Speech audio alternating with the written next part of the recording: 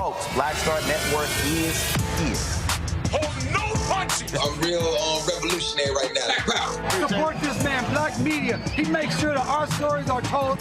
Thank you for being the voice of Black America, Roland. Stay black. I love y'all. All momentum we have now, we have to keep this going. The video looks phenomenal. See, this difference between Black Star Network and Black-owned media and something like CNN. You can't be Black-owned media and be scared. It's time to be smart.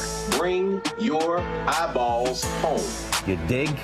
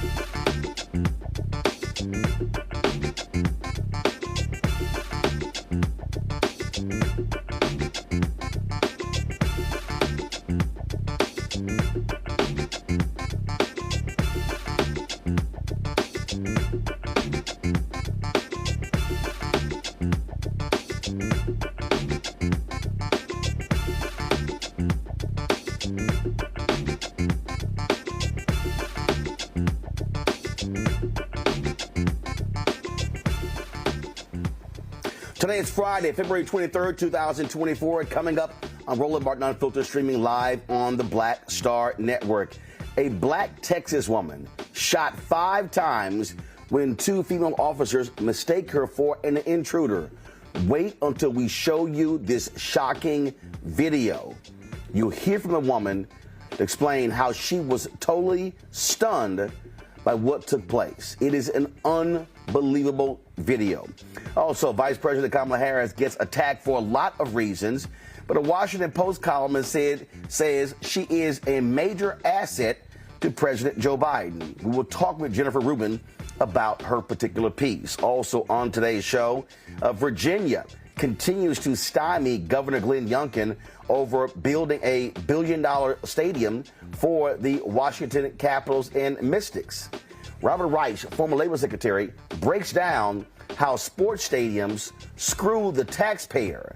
We're going to talk about that as well. Also, a young man is gifted $1,000 in tickets to the NBA All-Star Game in Indiana. It is a feel-good story, but I have a different perspective about our black boys aspiring to go to the NBA. Plus, Hall of Famer Eric Dickerson will join us with the founder of Young Warriors to talk about how their foundation is doing all they can to prepare young men for adulthood. It is time to bring the funk on Roland Martin Unfiltered on the Black Star Network. Let's go. He's got it. Whatever the biz, he's on it. Whatever it is, he's got the scoop, the fact, the find. And when it breaks, he's right on time and it's rolling. Best believe he's knowing. Putting it down from sports to news to politics. With entertainment just for kicks, he's rolling. It's on go, roll, roll, y'all. It's Roland Martin, yeah. Rolling with Roland now. He's funky, he's fresh, he's real, the best, you know he's Roland Martin now.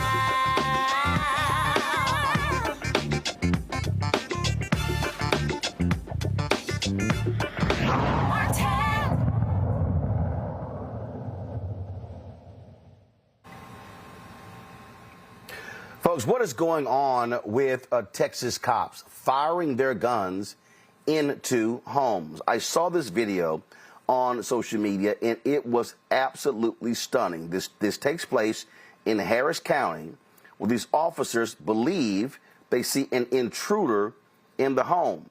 The problem is, it was the homeowner. This video, again, I'm giving you a warning, a trigger warning, so you could turn away, but it is unbelievable. This took place February 3rd of this year. Watch. I'm going to tell you, check it right, check on it.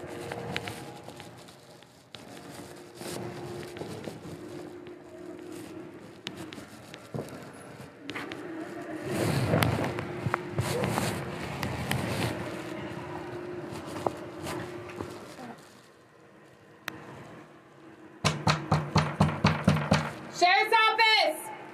Here, let's go down.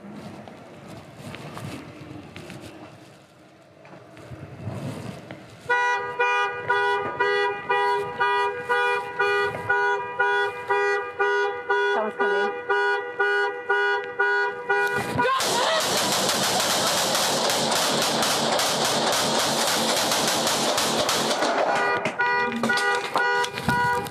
Shots fired, shots fired.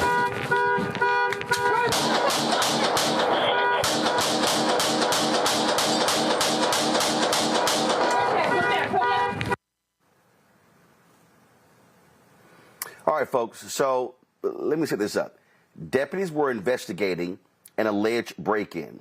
This took place at Eboni's friend's apartment, okay? So Eboni was at her friend's apartment.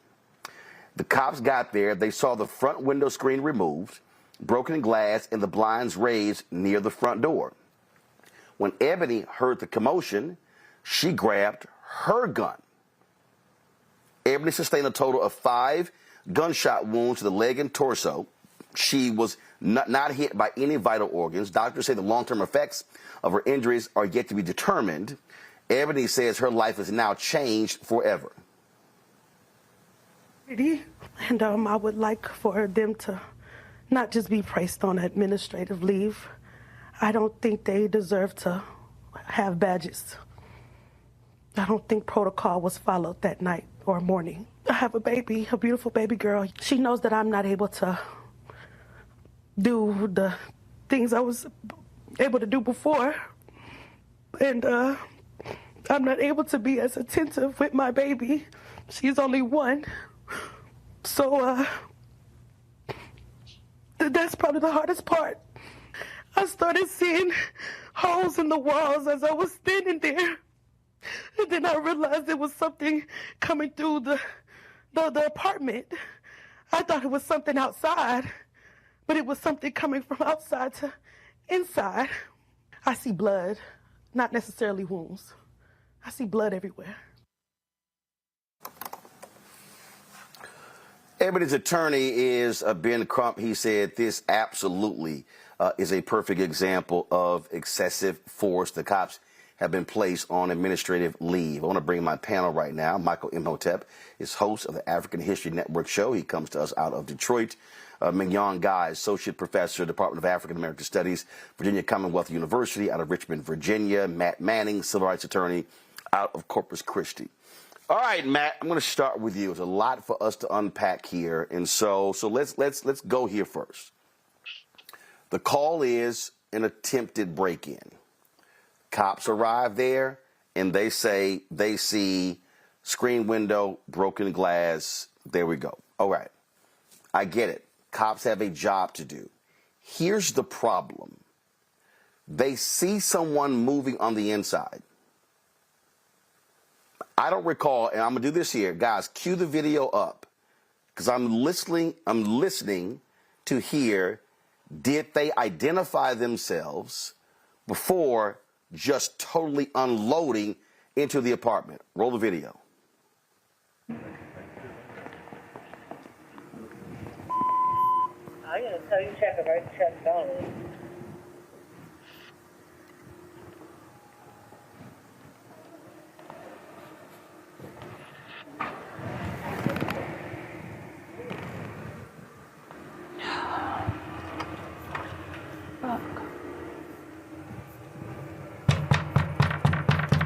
Sheriff's office! Here.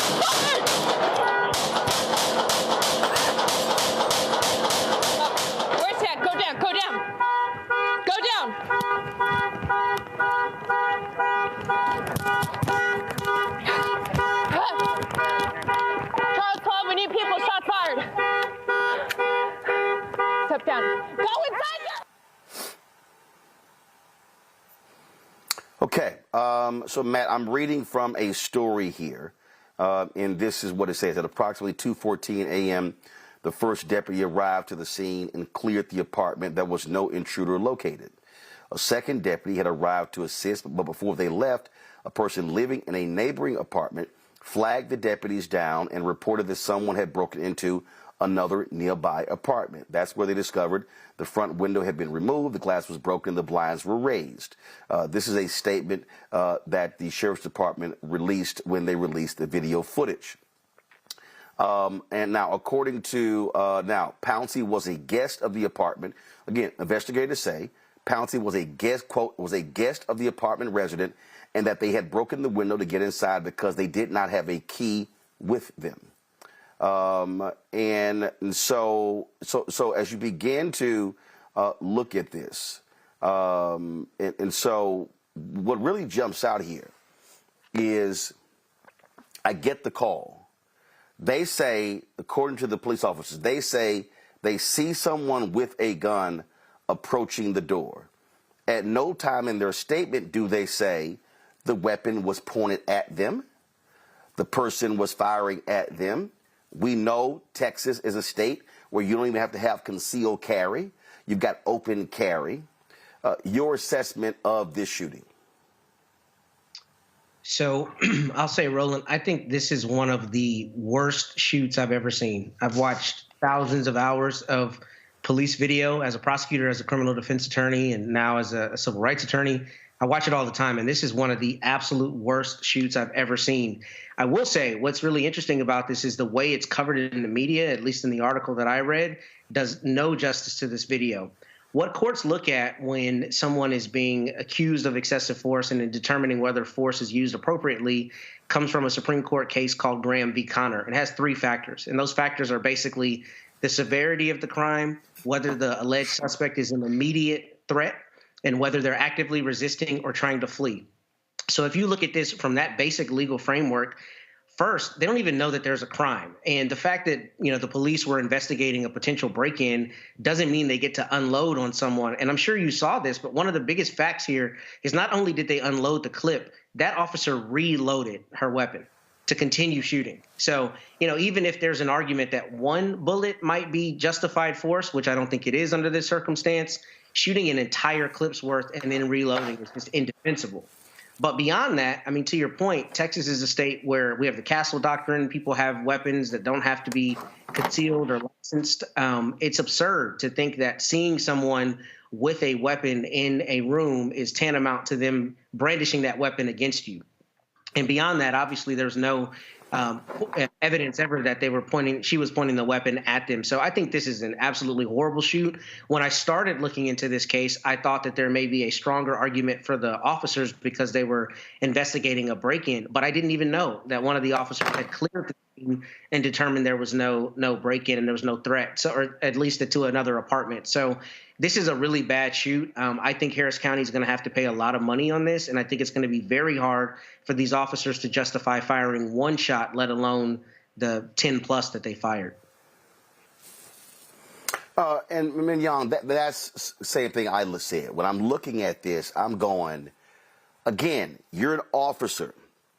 I get alleged intruder. I get you see things there on the ground. But you have to, firing into an apartment, when you haven't ascertained who that person is, knowing full well, homeowners can have weapons. They can have weapons. And so I just think that from an officer standpoint, you've got to establish more. Yes, they knocked on the door, but when they saw someone walking, they just started unloading. They didn't yell, gun, put the gun down. No, they just said, empty the clip, reload, empty the clip. They did. They really did. And, when I was watching it, you could see exactly what was going to happen before it happened, right? I saw and you could also see the arguments that's going to be made in court when they try to defend this overshooting. You see the glass, you see the screen, And I thought to myself, oh gosh, they're going to use this as an out, right? But when you see the police officer, two of them, mind you, right? Because they're right next to each other, and one is unloading and unloads the clip and loads it again. The other one's still shooting as well. The first person did say something to the effect, I don't know what they said, but they said something to the person that was in the house. But they started shooting so quickly, I kept thinking to myself, that could have been a kid. There could have been a child behind that door, because I couldn't see from my vantage point that person was a threat. That's the first thing I thought about. The other thing I thought about immediately was, what were the demographics of the community that they were in? Were they primed to shoot in this neighborhood, so to speak? Because I thought, would this have happened if it was in a predominantly white neighborhood that was upper SES? Would they have been primed to immediately overshoot or to unload their clips the way that they did if they were in a different neighborhood? And I have to believe that would not be the case. And Michael, I'm giving the officers the benefit of the doubt of it being 2 o'clock in the morning. I'm giving them the benefit of the doubt of them seeing the window broken. I mean, I get all of that. The problem that I have is when they see someone and they say they claim they saw a gun, and we know how that goes. Right.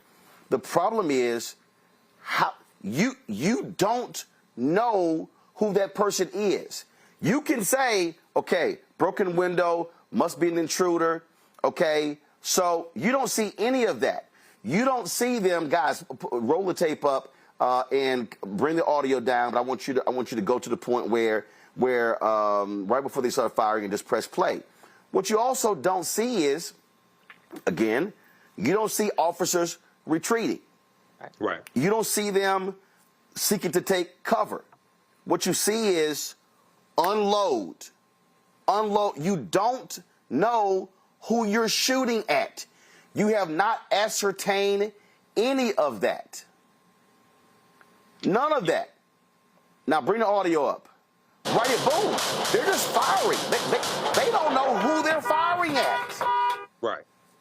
Michael. Yeah.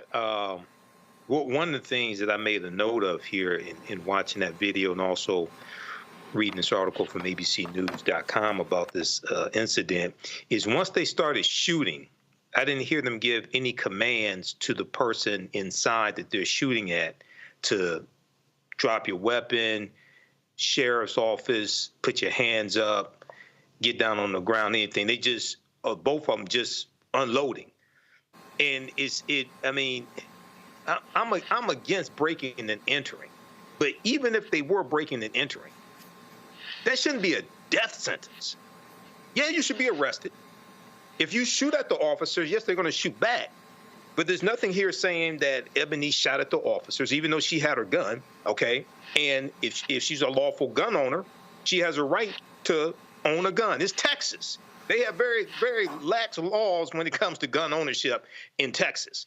So another thing I was wondering is, I know they were looking through a window and a screen door, things like this, but the same question I was asking, okay, if that was somebody white and they can identify that they were white, would they unload and reload and unload on them like that?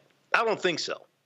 I don't think so at all. And this reminds me of the case of Tatiana Jefferson, who was with her, I think, nephew at her grandmother's house. Yeah, she was outside. No. She was with her nephew. She was with her nephew at her house, and that was a call, and the officer sees her, and he begins to fire. That officer, he kills Tatiana Jefferson. That officer was convicted of that murder. Right. But she goes and grabs her gun that's legally owned. She goes and grabs her gun that's legally owned to protect herself as well as whoever else is inside, her nephew, etc. And the officer shoots through the window and kills her. Okay, this reminded me of that. Luckily, Eboni wasn't killed, but she's scarred for life, possibly physically as well as psychologically. It's just the thing that jumps out, Matt. And guys, look, everybody who's watching, look, we've different times we've been there where we've had to knock a window out to get into our apartment. I mean, I know other examples of that. And so I get when the officers arrive on the scene and you're putting 1 + 1 together. The problem that I have is to unload that many bullets when you don't know who you're shooting at. They are on the outside. They're on the inside. The cops are on the outside. They're firing into an apartment. They have not ascertained anything about the person they're firing at. That, Matt, is the problem. Yeah, and I think from a legal standpoint, frankly, they don't necessarily have to ascertain who's inside. They don't have to do a lot of the things we think they should do that are best practices, i.e. calling out sheriff's office, trying to hold somebody at gunpoint rather than firing the weapon. I mean, there are a million police procedural things that they should do that they probably don't have to legally do. However, in this circumstance, to your point, the big issue here is that, I mean, they don't have anything that is even remotely defensible as arguments that they were being faced with force, especially in Texas, to your point. I mean, everybody has weapons here. A lot of them have weapons. So to come, I mean, they knock on the door, somebody doesn't answer. I mean, if they thought it was appropriate to kick the door in before shooting, I mean, they would say, obviously, that will imperil them and endanger them. But my point is that just unloading the way that they did here makes absolutely no sense.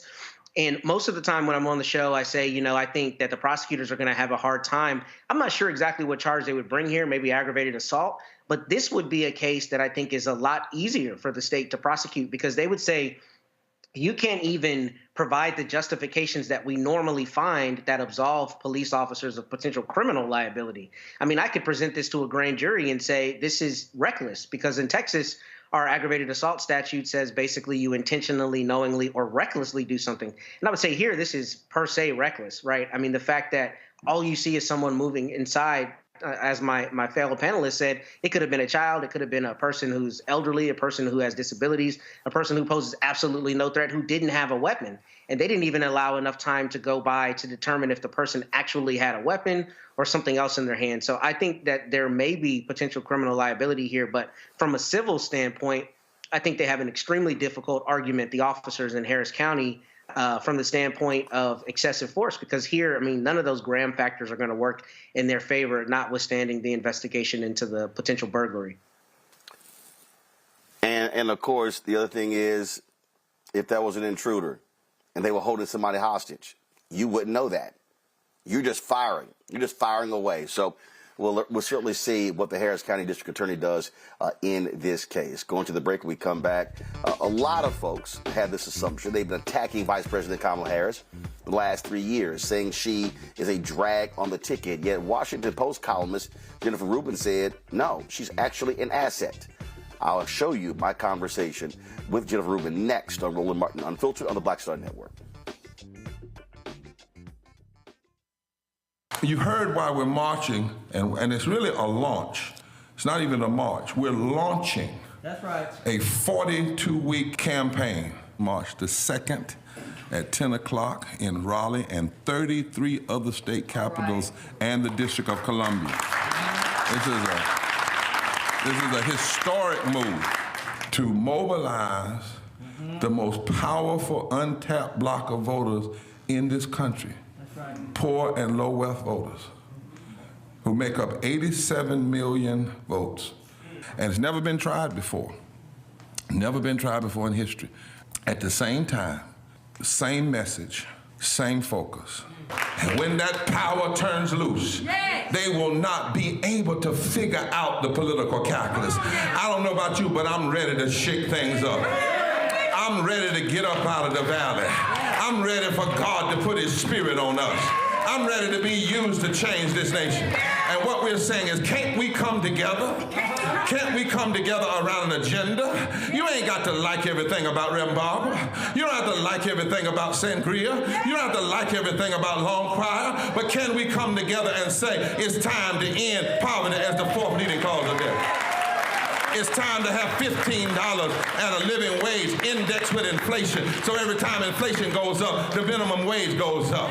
It's time to have health care for all. It's time to fully fund public education. Can't we come together? It's time to protect women's right to women's health. It's time to have affordable housing for everybody. It's time to stop the proliferation of guns. Ain't no way folk ought to be able to have more guns than they have food, more guns than they have meat on their table. That makes no sense.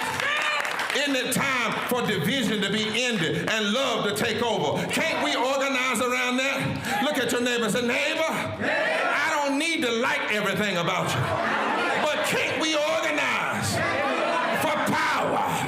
Can't we stand for justice? Can't we love everybody for just a little while?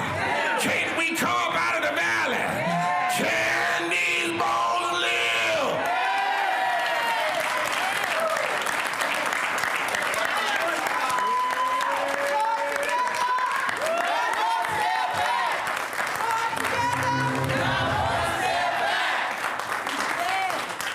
Farquhar, executive producer, Proud Family. You're watching Roland Martin Unfiltered.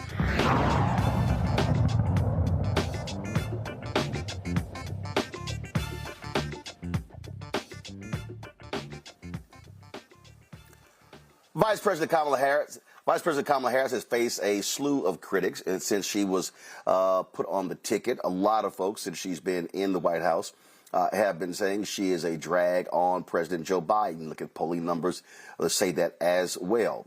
Others say she is being completely judged incorrectly. Well, Jennifer Rubin, a columnist with the Washington Post, published this article a couple of days ago that says that Vice President Kamala Harris is indeed an asset, that she is an underrated asset to this administration and to Democrats. I caught up with her earlier today. Here's our conversation.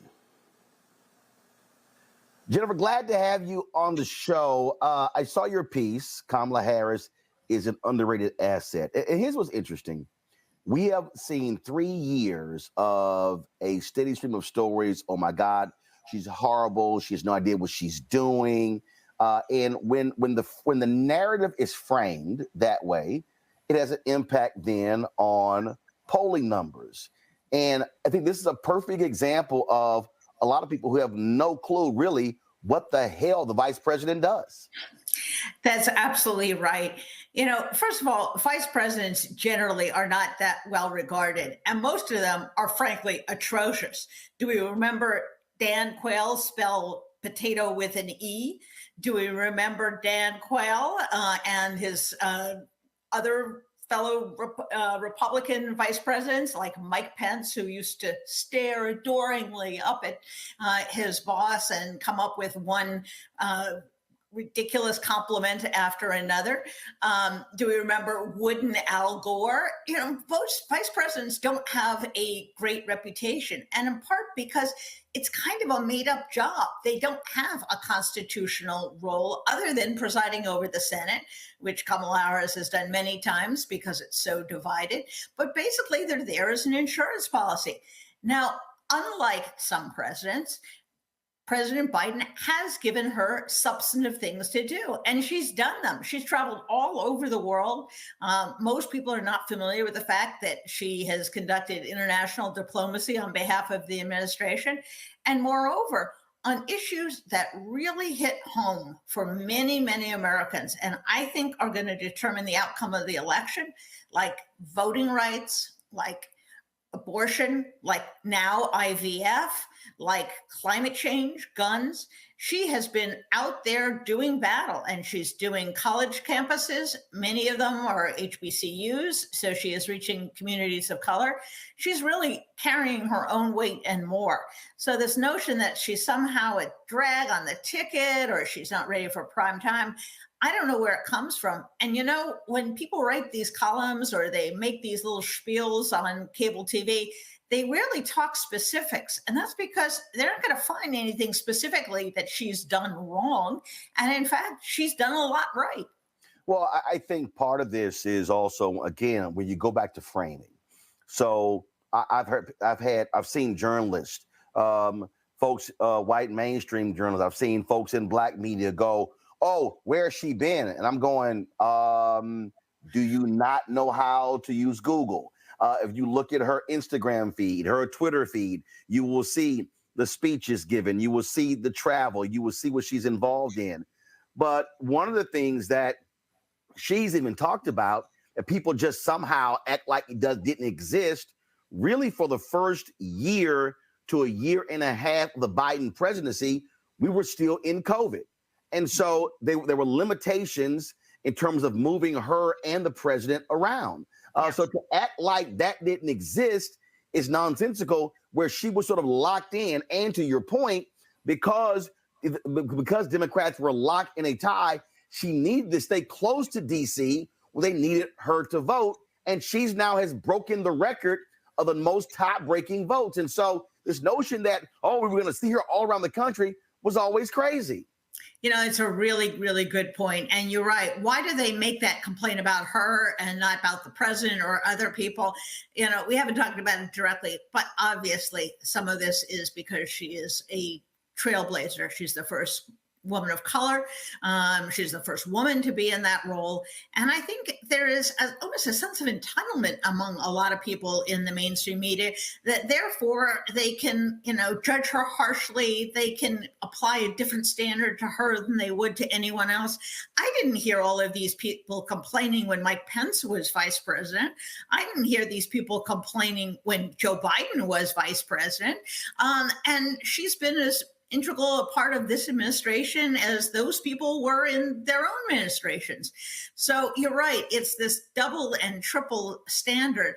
And this notion, by the way, that the president could simply dump her from the ticket and everything would be okay is mind-bogglingly stupid. Can you imagine the uproar, rightly so, if he dumped the first woman of color as vice president off his ticket? And for what? To get what? We already know people essentially don't really vote for the vice president. So he's going to piss off millions of people, including women and people of color whose votes he desperately needs. For what? To get some milk toasty person who then they're going to shred for being, too quiet or too loud, too deferential, not deferential enough. The entire conversation strikes me as a bunch of bored people who are too lazy to get out and listen to her. And one of the things I did in the piece that you were so generous to recognize is actually look at what she's been saying. She's incredibly effective, incredibly articulate in ways no one else in this administration has been. When the special counsel's report came out that was essentially a political smear on the president, she gave the single most effective rebuttal, talking about what Biden does on a daily basis. She says, I've been with him. He's asking questions. He's directing our national security apparatus. He was involved in the days directly after October 7, the war in Gaza. She gave a very vivid picture. And why was she able to do that? Because she's there. She's in the room. She is part of the team. So I think people, have this mindset, this framing, as you put it, and don't bother me with the facts. They're going to stick to it come hell or high water. Also, I think it's important for us to also look back when she ran for president. There was no other candidate who was attacked as vehemently by Russian bots. When you look at the data is there. She far and away. Now, when I see that, the first thing that jumps out at me is, she's an absolute threat. You got that going on. Second of all, you've got people who are in this administration who want to run for president. So she is a threat to them. People need to understand, and people not just look at 2024. They're looking at if Biden-Harris gets reelected in 2024, then she's the front runner in 2028. There are 8 to 10 to 12 to 15 people who really want to be president. And so they don't want to see her in that critical position. And so I think it's nonsensical to not recognize there are multiple factors at play in this whole game of how do we take Vice President Kamala Harris out. Wow, that is such a good point. And, you know, when you think about it, the critics, the Whisper campaign is doing exactly what Russian bots were doing. They are hand in hand because, of course, the Russians, first of all, want to foment racial unrest, racial conflict in the United States. Secondly, they don't want President Biden to win. They want the patsy who has invited Putin to attack Europe in power. So what are people doing who are engaged in this sniping and whispering campaign? They're doing the Kremlin's work for them. That's all this is. And it's mind-bogglingly counterproductive, coming especially from people who say they want the president to win. Well, this is not the way to get the president elected, dumping on his judgment and dumping on his vice president. And you alluded to this earlier. And again, for those of us who actually pay attention to these things, if you look at how President Biden has positioned Vice President Kamala Harris, there is no vice president in my lifetime. And then if I even go before, I was born November 14, 1968, you go before that, there has been no vice president that the president has positioned in a forward place. What I mean by that is you look at many of the major speeches, the major events that have happened. Typically, President Biden will have her speak first, then he speaks.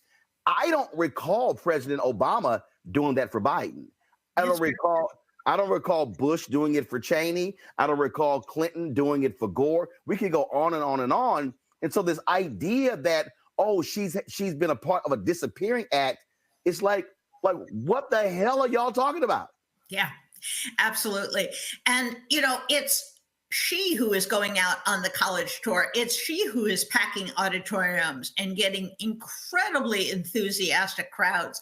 So the notion that the president thinks she's some kind of deficit or is hurting the ticket, no, he has figured out she is one of the critical parts of getting elected. She has got to get young people, she's got to get women, got to get people of color, got to get people who care about the same issues that she articulates so well. There is no one in the administration who's stronger on abortion and on women's rights than she. The president, frankly, doesn't like to talk about abortion all that much. He's a good Catholic, and it makes him, I think, a little nervous, quite frankly. She has no qualms, and she talks about it in exactly the right way. She says, this is about freedom. And boy, is she right. And as we learned this week with the IVF decision in Alabama, it's about the freedom to decide when you're going to have kids, if you're going to have kids, how you're going to have kids. And she, like a righteous prosecutor, is making that case more effectively than anybody else in the administration. A couple of more questions. Let's go back a bit, and you might remember this very well. Again, a lot of people, this notion, even dealing with Israel and Hamas in Gaza, wanting Vice President Harris to come out forcefully. And I kept saying, folks, she serves at the pleasure of the president. She cannot do that.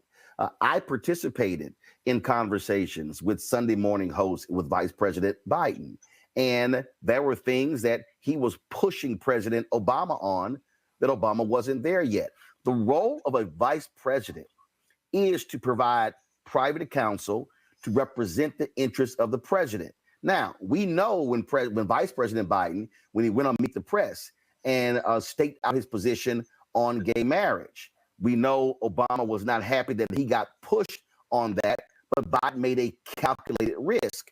And so I think people need to understand a vice president, they are not looked upon well if they're out here freelancing and doing whatever they want to, and they're frankly are opposed to the position of the president. Exactly. I mean, this is crazy stuff. Did people expect that Dick Cheney was going to come out and criticize President Bush on gay marriage, for example, when he was supportive of it because of one of his daughters and President Bush was catering to the right wing? No, he just shut up about it. So that is the job of the vice president. You don't go around bad-mouthing your boss or creating conflict. And by the way, that doesn't even achieve the aims, because then our allies don't know which one to believe, which one to listen to. She is effective because she carries his message and articulates it in a way that is extremely effective. That's what she was doing, for example, in Munich, when she delivered a very strong speech, really laying into Trump and Putin for seeking to disrupt NATO. That's what she does, is take the president's message, formulate in a way that she's comfortable with, and that reaches audiences he cannot. That is her highest use, and that's what she's doing right now. Last question here, and I think this is really important. And we also had to factor some things in. There were some missteps. There were some mistakes. It is different when you go from being district attorney to Attorney General of California to United States Senator to being vice president. You're in a bubble that is unlike any other. And so they're learning, there's a learning curve there.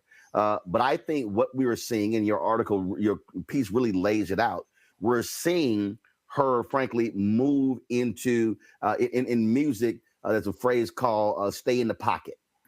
And so she's sort of in that space right now. You can tell, and we live stream all of her stuff on the Black Star Network. You can tell when she's now speaking, she is far more confident. Yeah. She is far more aggressive. And I think, to use a phrase earlier, I think we're absolutely going to see her take on that prosecutorial role over the next 7 to 8 months. And that is going to be the Vice President Kamala Harris that we see. And it's going to remind people when she was grilling Republican nominees when she was in the United States Senate. Absolutely. And the phrase that I use is that she has sharpened the message. She's not saying anything differently than she did before. She is just razor sharp, and she delivers it with power without any hesitation now. And it is a matter of coming into her own. You know, she wasn't in the U.S. Senate for that long, frankly, before she was chosen for vice president. And there, her best moments, again, were prosecuting the case, usually grilling the Supreme Court nominees, who she was exactly right about and what their ultimate goal was once they got on the court. So I think she has grown into the role, and I think we're seeing more of who she is, and I think we're seeing exactly why the president chose her as vice president. She has skills, ability, and identity that he doesn't, and he needs. Folks, check out the piece, Kamala Harris is an underrated asset, by Jennifer Rubin in the Washington Post. Jennifer, we appreciate you joining us on Roland Martin Unfiltered. Thanks a lot. Thank you. All right, folks, we'll talk about this with my panel when we come back on Roland Martin Unfiltered on the Black Star Network. Don't forget to support us in what we do. Be sure to join the Bring the Funk fan club. Your dollars make it possible us to cover the news every single day. It's vital. You've got all these other media outlets that are shutting down, closing down. Well, we've got to make sure that we are here. Send your check and money order. P.O. Box 57196, Washington, D.C., 20037-0196. Cash App, $RM Unfiltered. PayPal, R Martin Unfiltered. Venmo is RM Unfiltered. Zelle, Roland at RolandSMartin.com. Roland at RolandMartinUnfiltered.com. We'll be right back.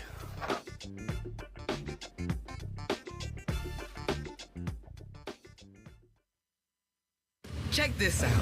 Joe Biden and Kamala Harris are investing a record $7 billion into HBCUs. Billions for campus improvements, grants, and debt relief. Billions more for HBCUs. Endless possibilities for us.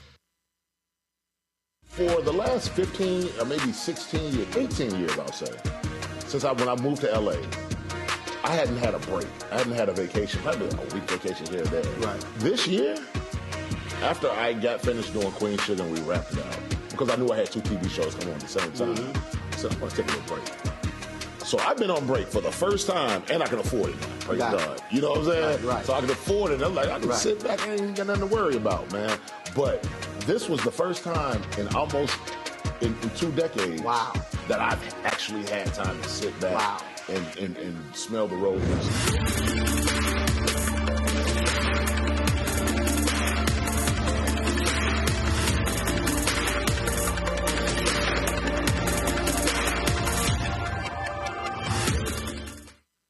Coming up on the next Black Table, a conversation with Professor Howard W. French on his new book, Born in Blackness, covering 600 years of global African history and helping us understand how the world we know today is a gift from Black people. There could have been no West without Africa and Africa. That's on the next Black Table with me, Greg Carr, only on the Black Star Network. Next on The Frequency with me, Dee Barnes, the amazing Drew Dickerson. She gives us the details behind the HBO documentary that shed light on the alleged sexual assaults by Russell Simmons. And we're talking about the Netflix documentary, Ladies First, right here on The Frequency on the Black Star Network. Me, Sherry Shepard, and you know what you're watching, Roland Martin Unfiltered.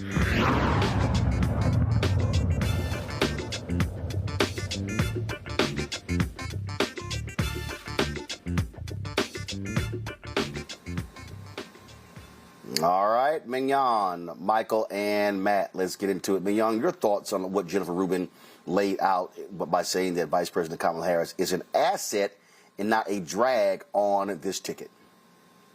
I would agree. Vice President Harris is definitely an asset to this ticket. She has a wide appeal to a broad audience. But the thing that I was thinking about when you were having a discussion was that she's very adept at taking this sort of civil rights framing, this type of messaging that comes from her heritage, right? Her parents were civil rights activists, and making it wide enough and non-threatening and applicable to a very broad audience and in a very quiet and yet powerful way. So, yeah, she's dangerous. She's very dangerous for that reason. And I think, of course, we would automatically criticize her. You know, Vice President Harris can't blink without being criticized, right? She's a woman. She's a woman of color. She's of African American descent. She's got power, and she defers to no one really, but she still plays the party line in a way that allows her to come into her own and to actually show the world what her role is in this administration. So I agree. She's underrated. I think that we've only begun to see the power that she has and the type of influence that she has within the American public, and I'm looking forward to more in the future. Michael, I think the way we have to look at this is to understand, and I think a lot of people don't really get how these things work. When we talk about American public opinion, well, who shapes American public opinion? Media. For anybody to say that when you look at for a large number of people, oh no, I just made my own independent decision. No. When you have the right attacking her viciously and constantly, when you have folks on the left, oh, this person could be better. I mean, I remember when Senator Elizabeth Warren was interviewed, and when she was asked the question about the Biden-Harris ticket, and then when it came to whether Harris should be on the ticket, she deferred and said, well, that's up to the president. And she got blasted and tried to reach out to the vice president's office, and the vice president wouldn't take her phone calls. And it was a couple of weeks before she would actually even talk to her. And Warren was apologetic when it's like, you created this problem. You could have easily answered the question. And so she's had attacks from folks on her side. Yeah. She's had attacks from her side. You know, so there's so many things here. I made a list of some recent things that Vice President Kamala Harris has done. First of all, most people don't pay attention to what the vice president does. All those people who criticize her and say she hasn't said anything, she needs to speak up more, from people in the comment section here to Charlamagne the God on The Breakfast Club. I would encourage them to follow VP on Instagram. If you did something as simple as that, okay, you can see what she's done. You can see the HBCU tour that she went on to numerous HBCUs to talk about politics. You can see the reproductive freedom tour that she went on. You can read about the statement that she put out, the Jacksonville, Florida shooting. in 2023 near HBCU. You can look at when she went down to Florida to denounce the new social studies standards from Florida that talked about how some slaves benefited from skills that they learned during slavery, okay? And she was vehement in her condemnation of that. We can look at other things. She presides over the first White House Office of Gun Violence Prevention, okay? President Biden gave her the task of trying to get the John Lewis Voting Rights Act pushed through. Now, you had obstinate Republicans. When it went to the Senate, no Republicans in the Senate voted for the bill. Okay, we can criticize Manchin and Sinema all we want to. At least they voted for that bill. Okay, so there's numerous things that she's done. She's eminently qualified, and you have so many people that fear her. They put these hit pieces out on her. You talked about this before, some months ago, last year, different hit pieces in the Washington Post, things like this that had no foundation. And then on MSNBC, they spent 15 minutes on bullshit, attacking Vice President Kamala Harris. Okay, so this is what we're dealing with, and this is what happens when you know you're feared. Okay, because they wouldn't do Dan Quayle like this. They didn't do hit pieces like this on really Vice President Mike Pence. So when you know the opposition fears you, they put stuff out like this. Matt, this is the Twitter feed here. And again, this what kills me when I hear people say, well, we ain't seen Vice President Harris. We don't know what she doing. You can go here. Here she's on the road talking about Roe v. Wade. Here she is talking today to the National Governors Association with President Biden. Here she is in Grand Rapids, Iowa, right there. Here she is having a discussion about reproductive freedom in Michigan. She's commenting about what's happening in Alabama.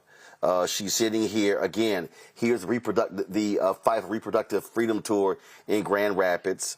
Then her Black History comment. Then talking about student loan debt cancellation. This is when she was in Pittsburgh this week, where they had where she gave a speech there talking about the $6 billion going towards infrastructure. Here she is talking about clean water, announcing that $5.8 billion still in Pittsburgh. Excuse me. Here she is.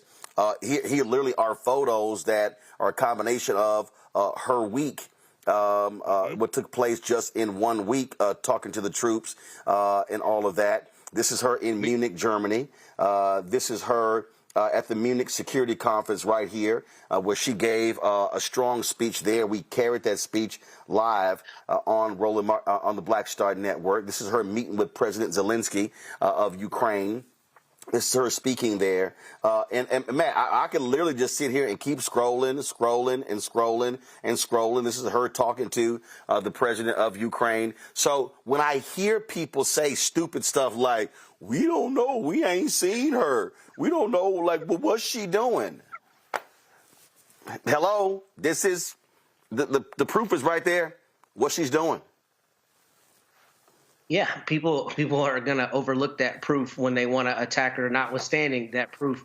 And I think one of the things that was really important in your conversation with Ms. Rubin is the fact that constitutionally, the vice president doesn't have a specific sphere of influence, right? They're not specific policy things that she is constitutionally given to handle. So I think not only should she be judged based on the content of what she's doing, her actual actions, but the fact that this is a role that can be as expansively handled or as contractually handled, if you can call it that, as the vice president and the presidential administration think is appropriate. And this is proof positive that the Matt, let's go to the 60s.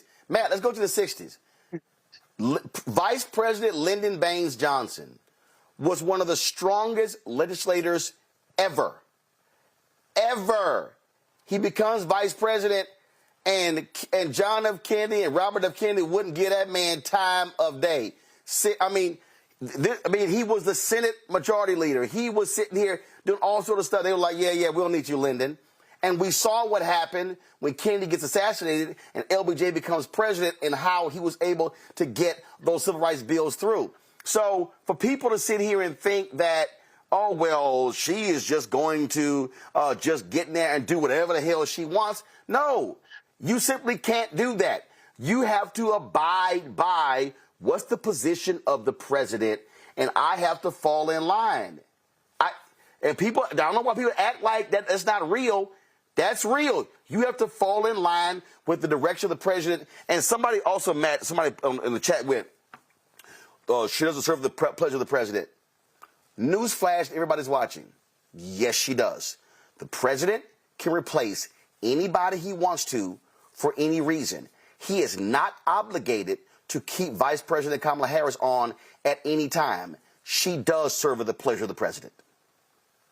And if the president has her out doing things as important as meeting Zelensky and talking about topic du jour like, abortion, which is obviously one of the biggest political issues of the last 50 years, that's proof positive that the administration not only thinks she's competent and capable of doing it, but that they like how she's shaping that message. And I think Michael hit the nail on the head in talking about knowing your fear. I mean, let's just get down to brass tacks. This is a black woman, a particularly smart, energetic, and effective black woman at communicating, and a black woman who communicates like a prosecutor. If you see a prosecutor in court, most of the people who act as prosecutors are barnstormers. They're going to argue vehemently, they're going to argue passionately, and they are used to encapsulating their points in a way that they want to be persuasive to a jury or here to the American public. So the fact that the administration has given her wings to fly with a lot of its most important policy issues shows that they know that she's adept at doing that. And I think it's a really good point to mention that she doesn't even have constitutional sphere of influence that's specifically given to her. So for the administration to be giving that to her, that is a testament to their confidence in her abilities to communicate their message. Yeah, and let's go ahead and speak on this, Mignon, as well. And that is, you've got some black folks out here. I see these nutcases, these simpletons in the chat room. As a matter of fact, when I posted the article, the Jennifer Rubin article on my Instagram page, you're going to see some of the comments. She gets attacked because her husband's white. Then you got the people who say, well, she ain't really black because her mama Indian, her daddy Jamaican, again, which is stupid because that's simply a function of where Negroes were dropped off during the slave trade. Okay, so whether you were dropped off in Brazil or Cuba or Haiti or any other part. So let's just be real clear about that.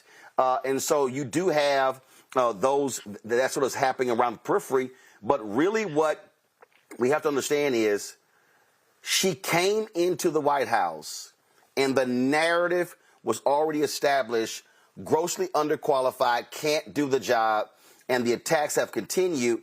And I dare say this, if Kamala Harris, take out Vice President, if Kamala Harris was not a threat, she wouldn't be getting so many attacks. Right. Exactly. She wouldn't be getting so many attacks. And, the thing about Kamala Harris is that, the article referred to her as an underrated asset. I think she's his best, secret weapon, quite frankly. And yes, we're going to have some of us out there that are going to try to bring her down because they have issues with her, or they have issues with who she married or who she loves, or she can't represent me for those reasons, but those are the same people that would say, oh, well, is Barack Obama really black enough? Right. And so, you got to let those things go. Does she have a broad enough appeal to be able to carry this ticket? Because honestly, in some respects, I hate to say this out loud, but I always think about when I see President Biden, I always think about Weekend at Bernie's. And I'm thinking to myself, when you were showing these clips of her out there, meeting with Zelensky and meeting with world leaders and on the stage and representing our country, I kept thinking, oh, please stop showing so much because you're showing how competent she really is, right? And so we're almost making her a greater threat when you show how adept she is at navigating this international stage. She's representing... I know. But no. By showing that, we're showing exactly why the vice president is there. Let's be clear. We have, for all these people who are running around talking about, well, I don't know if Biden's going to make it through a second term. Reagan was shot. Right. There were 2 or 3 attempts at President Gerald Ford. Kennedy was assassinated. Mm-hmm. President F. Franklin Delano Roosevelt died in office. Right. We could go back. So this idea that, oh my goodness, that's why we have a constitutional hierarchy. That's why it exists. And the other thing is this here. And because on that particular issue there, I would want to show that we have a vice president who is strong, who is competent, who is meeting with world leaders, because that should reinforce, hey, if anything happens, we're good. We have this. But what you have, though, are people who also on this point, on this point here, when people talk about, well, Biden, oh my goodness, I want vibrancy, I want energy. You know what? I want somebody who gets shit done. See that? I mean, again, I'm real clear. Okay? I'm real clear. It's a whole bunch of 45, 48, 50, 55 people. We like, ooh, yeah, man, they get me excited. They got energy. Can they get shit done? Can they get bills passed? No. Right. So if you told me I got an 82-year-old dude and a black vice president and they getting shit done, I'm like, yo, keep going. So the problem is, I think what we have is we have too many people who are in love with the pageantry of the presidency. And, I want to see them jogging. I want to see them. Well, hell, look, Biden rides his bike longer than most, but watching. So let's just be real here when we start talking about what people want. We want a lot of people, they want to see the pageantry and all that other stuff. That stuff don't mean nothing if you can't get no bills passed and you can't lower taxes, if you can't sit here and help folk out when it comes to resources. None of that stuff mean anything. That's a fair point and fair argument. And I do think that obviously this administration gets a lot done. I also I believe that there's one thing that we have to think about big picture really is how are they going to sort of sell this ticket in this next round? But Biden is getting a lot of, not so much love, let's say, because of his age. I agree with you. He gets shit done, and it's important that he does. And he has a steady record over time, right? It should be a no-brainer compared to the other person who shall not be named that may be running against him. But I still think, I guess it's just me, and maybe it's because I'm a black woman. I feel this necessity to protect Kamala. Not that she needs it, because she doesn't, but just to That's why she got Secret Service. That's what she got, Secret Service. You know what? It's a good thing that I want to look after my girl. I'm not gonna give up on that one. I mean, but I think she's ready for the job. She's definitely in training, and she's taking the training wheels off, and she'd be ready for the job day one at the end of a second administration. So yeah, I think she's but again, right person for the right time. But the thing here, Mike, they're getting stuff done. That's the whole point. Absolutely. And I think their strategy, I think all of this hand-wringing in the White House over, well, what do we do? I mean, he's getting attacked by his age. No, I think what you do is you sit here and go, we did this. In fact, I got somebody in the chat room, Mike, who goes, well, first, this when you know you're dealing with some dumb people. When they go, well, really, what had they done? well, if you do something as simple as Google, how have the policies of the Biden-Harris administration helped the African-American community? The first thing that comes up is a 36-page document that breaks down 14 million jobs, 3.7% unemployment rate, lowest unemployment rate for African-Americans, $1.9 trillion American Rescue Plan, $1.2 trillion infrastructure bill, the CHIPS Act, Science Act. You have lowering diabetes drugs. You have Michael, I go right here. All these people talking about like for instance, Elise Stefanik was talking about, Trump handed Biden the best economy in 50 years. Lying ass fool. So, U.S. has strongest growth among leading economies in 2023. United States plus 2.5. Next is Japan, then Canada. And then when you talk about, okay, what happened here?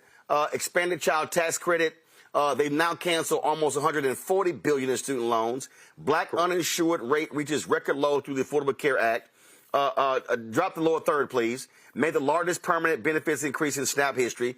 Combated housing discrimination and provided $25 billion in rental assistance. And then we talk about, as you said, 14.8 million jobs, wages, manufacturing jobs, applications for small businesses, unemployment below 4% for 2 full years, and inflation fell 2% over the last 6 months. Okay, when somebody goes, I don't know what's been done, you've got to be literally deaf, dumb, and blind. They are. They are. And there's a lot of people like that. And they listen to the black social media disinformation agents that have an echo chamber of black stupidity. Okay? And a lot of them are repeating Russian talking points. But don't forget, the African-American household wealth increased 60% under the Biden-Harris administration as well. So what happens is two things. One, there has to be better messaging, and they are increasing this as we get further into this campaign.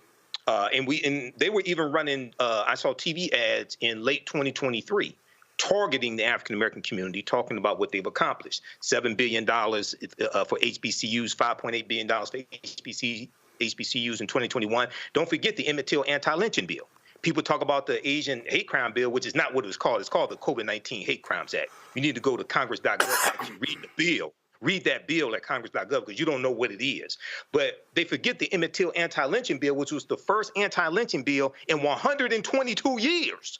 Okay? Passed the House, passed the Senate, signed into law by President Joe Biden. A record number of tie-breaking votes by Vice President Kamala Harris, who presides over the Senate. This is why the American Rescue Plan passed out of the Senate, because of her vote. Okay? And then the Inflation Reduction Act.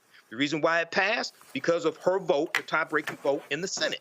So these are people who don't read. And lastly, I see these various, Washington Post had one maybe 2 or 3 weeks ago, black men are not sure about Biden, things like this. And when I read the article, I can tell these are people who didn't even Google their talking points before they were interviewed by the Washington Post. Right. There was one person from Pontiac, Michigan. He said, well, they gave $800 million to Ukraine. You think they could figure out that student loan fiasco?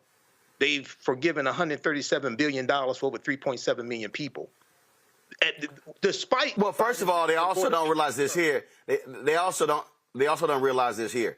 75% of the money allocated to Ukraine actually goes to U.S. military contractors. The money ain't okay. Let me say that a little bit slower. Let me say it a little slower for the people whose brain don't move as fast. Mm-hmm. Congress is allocating money for munitions, bullets, guns, planes for Ukraine. 75% of the money is going to military contractors. Right. Where are they based? In the United States. For everybody who's watching me right now, I need you to know there is a military contractor in every congressional district in America. There are 435 congressional districts. There's a military contractor in all congressional districts. So when you yell, oh, the money that's going to Ukraine, the money is actually going to military contractors where, if y'all pay attention, people who look like you are actually employed. So that's money that's actually not going out of the country to Ukraine. It's actually going to 50 states in America. Just for the people who don't quite understand public policy, finance, and world affairs. So that's where they are. Hold tight 1 second. When we come back, I got to play y'all this lie that Senator Tim Scott keeps advancing about HBCUs and Trump. And also some breaking news regarding the former head of the NRA, Wayne LaPierre. He taking L's like Trump in New York. I'll have it for you next on Roland Martin Unfiltered on the Black Star Network. You heard why we're marching, and it's really a launch. It's not even a march. We're launching That's right. a 42-week campaign, March the 2nd at 10 o'clock in Raleigh and 33 other state capitals and the District of Columbia. This is a historic move to mobilize the most powerful untapped block of voters in this country, poor and low wealth voters, who make up 87 million votes. And it's never been tried before. Never been tried before in history. At the same time, same message, same focus. And when that power turns loose, they will not be able to figure out the political calculus. I don't know about you, but I'm ready to shake things up. I'm ready to get up out of the valley. I'm ready for God to put his spirit on us. I'm ready to be used to change this nation. And what we're saying is, can't we come together? Can't we come together around an agenda? You ain't got to like everything about Reverend Barbara. You don't have to like everything about Sangria. You don't have to like everything about Long Choir. But can we come together and say, it's time to end poverty as the fourth leading cause of death? It's time to have $15 and a living wage indexed with inflation. So every time inflation goes up, the minimum wage goes up. It's time to have health care for all. It's time to fully fund public education. Can't we come together? It's time to protect women's right to women's health. It's time to have affordable housing for everybody. It's time to stop the proliferation of guns. Ain't no way folk ought to be able to have more guns than they have food, more guns than they have meat on their table. That makes no sense. Isn't it time for division to be ended and love to take over? Can't we organize around that? Look at your neighbor and say, neighbor, I don't need to like everything about you, but can't we organize for power? Can't we stand for justice? Can't we love everybody for just a little while? Can't we come up out of the valley? Can these bones live?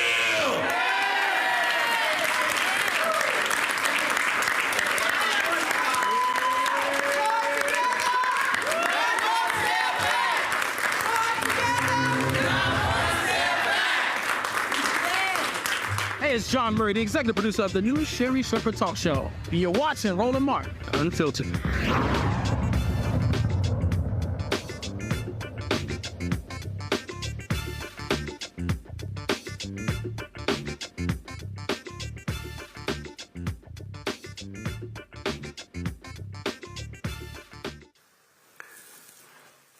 Y'all, I really can't stand people who lie. And one of those people who keeps lying is Senator Tim Scott. So Fox had a town hall the other day with Donald Trump. And Senator Tim Scott stood up and literally said this out of his mouth. And it's just a straight up lie. Who's the president who brought the most money in for historically black colleges and universities? Donald Trump. Who's the president who brought the most money in for historically black colleges and universities? Donald Trump. Who's the president who brought... That, y'all, is a straight up lie. Michael, at 10:38 this morning, I sent a text to Senator Tim Scott that said, Senator, where is the proof to back this up? There is nothing to back this up. Please have your staff send me an email to corroborate this statement. I'll gladly show it on my show, but none of this can be verified. He's lying. He is lying. Just like he lied and blocked the George Floyd Justice and Policing Act when he said that the sticking point was defund the police. And then in late September of 2021, the Fraternal Order of Police and the International Association of Police Chiefs put out a joint statement refuting what he said. And they said at no time was defund the police discussed in their negotiations. It was never part of the George Floyd Justice and Policing Act. So in 2021, the Biden-Harris administration allocated. Oh, I mean, I'm sorry. You mean, I'm sorry. When you talk about a statement, you mean this one right here? Absolutely. I have a copy of it. Absolutely. They put out a joint statement. This is the statement right here. And they said, despite some media reports At no point did any legislative draft propose defunding the police.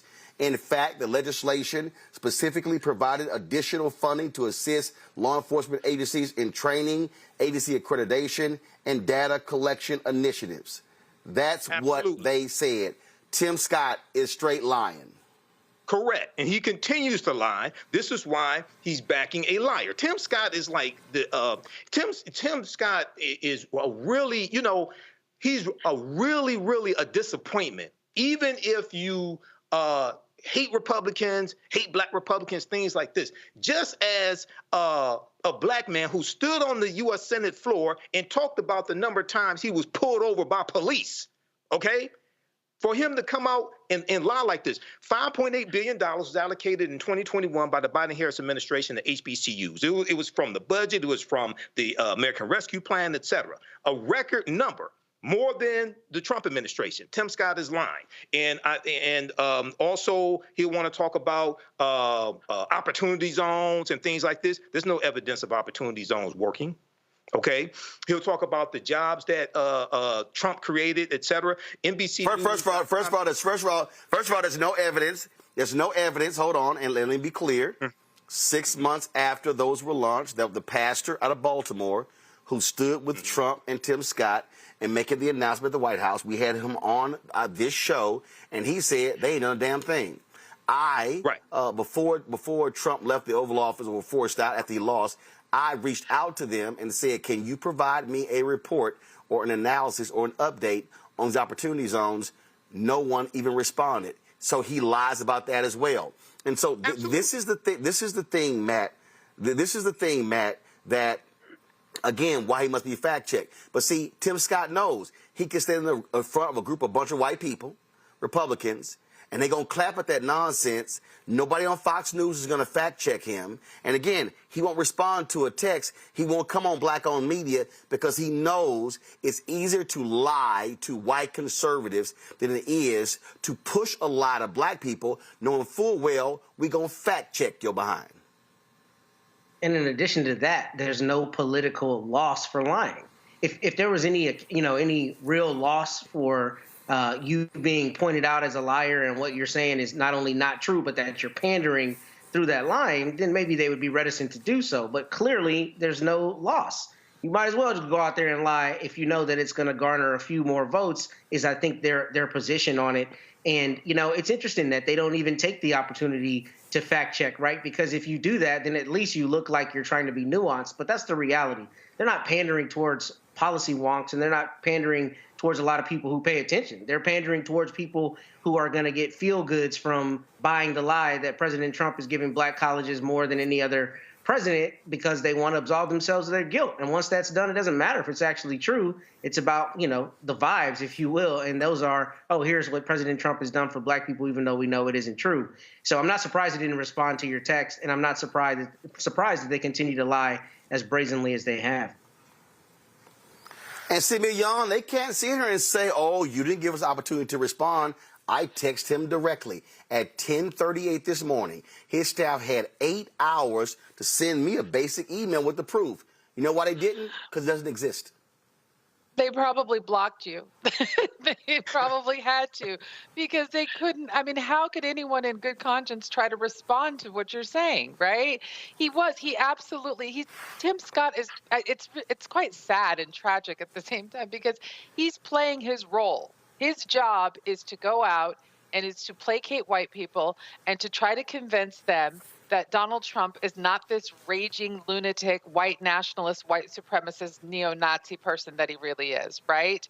And that's his role. The thing that I'm wondering, though, is what is he jockeying for while he's pandering and while he's peddling these lies? Vice President, he wants to be Trump's VP nominee. Does he really think that's going to happen? Does he really think that he's going to? Oh no, listen. That's why he knew he was never going to be president. That's why he stopped the George Floyd Justice Act. He was aiming for VP the entire time. But so is Nikki, though, isn't she? But at what cost, right? At what cost? At what point? Easy. Your ethics, your morals, your values, and your principles. Because when that's all you care about is power, then you will give all of that up. And so, again, he's lying. He's flat out lying. And again, Senator Tim Scott and your staff, let me say it again. Go to a solo. Come on, y'all. Senator Tim Scott and your staff, I dare you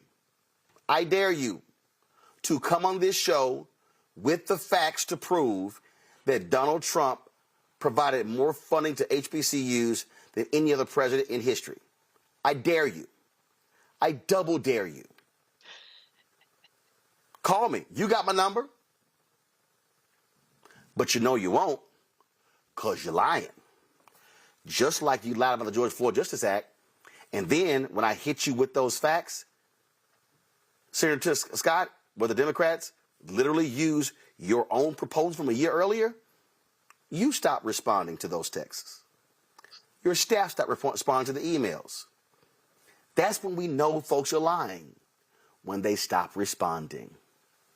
Folks, real quick, breaking news here. Looks like Wayne LaPierre done got smacked down by Tish James. Now, Wayne LaPierre, of course, a longtime leader of the NRA, he stepped down right before this trial started. And so he was on trial in New York for a civil corruption. This is NBC story. Jury deliberated for 5 days, and Wayne LaPierre diverted millions of dollars away from the National Rifle Association to live luxuriously, while the gun rights group failed to properly manage its finances. The case was brought against him by Letitia James. The jury ruled, the story says the jury ruled largely in favor of James, finding that the NRA failed to properly run its nonprofit and its assets at any time between March 20th, 2014 and May 2nd, 2022. Jurors also determined that LaPierre, Phillips, and Frazier all violated their statutory obligations to discharge the duties of their position in good faith. They said LaPierre caused $5.4 million in monetary harm to the NRA, but that he has already repaid at least $1 million of that. The 74-year-old appeared stoic as the verdict was read. Ooh, Tish James is just whooping that MAGA ass, Matt.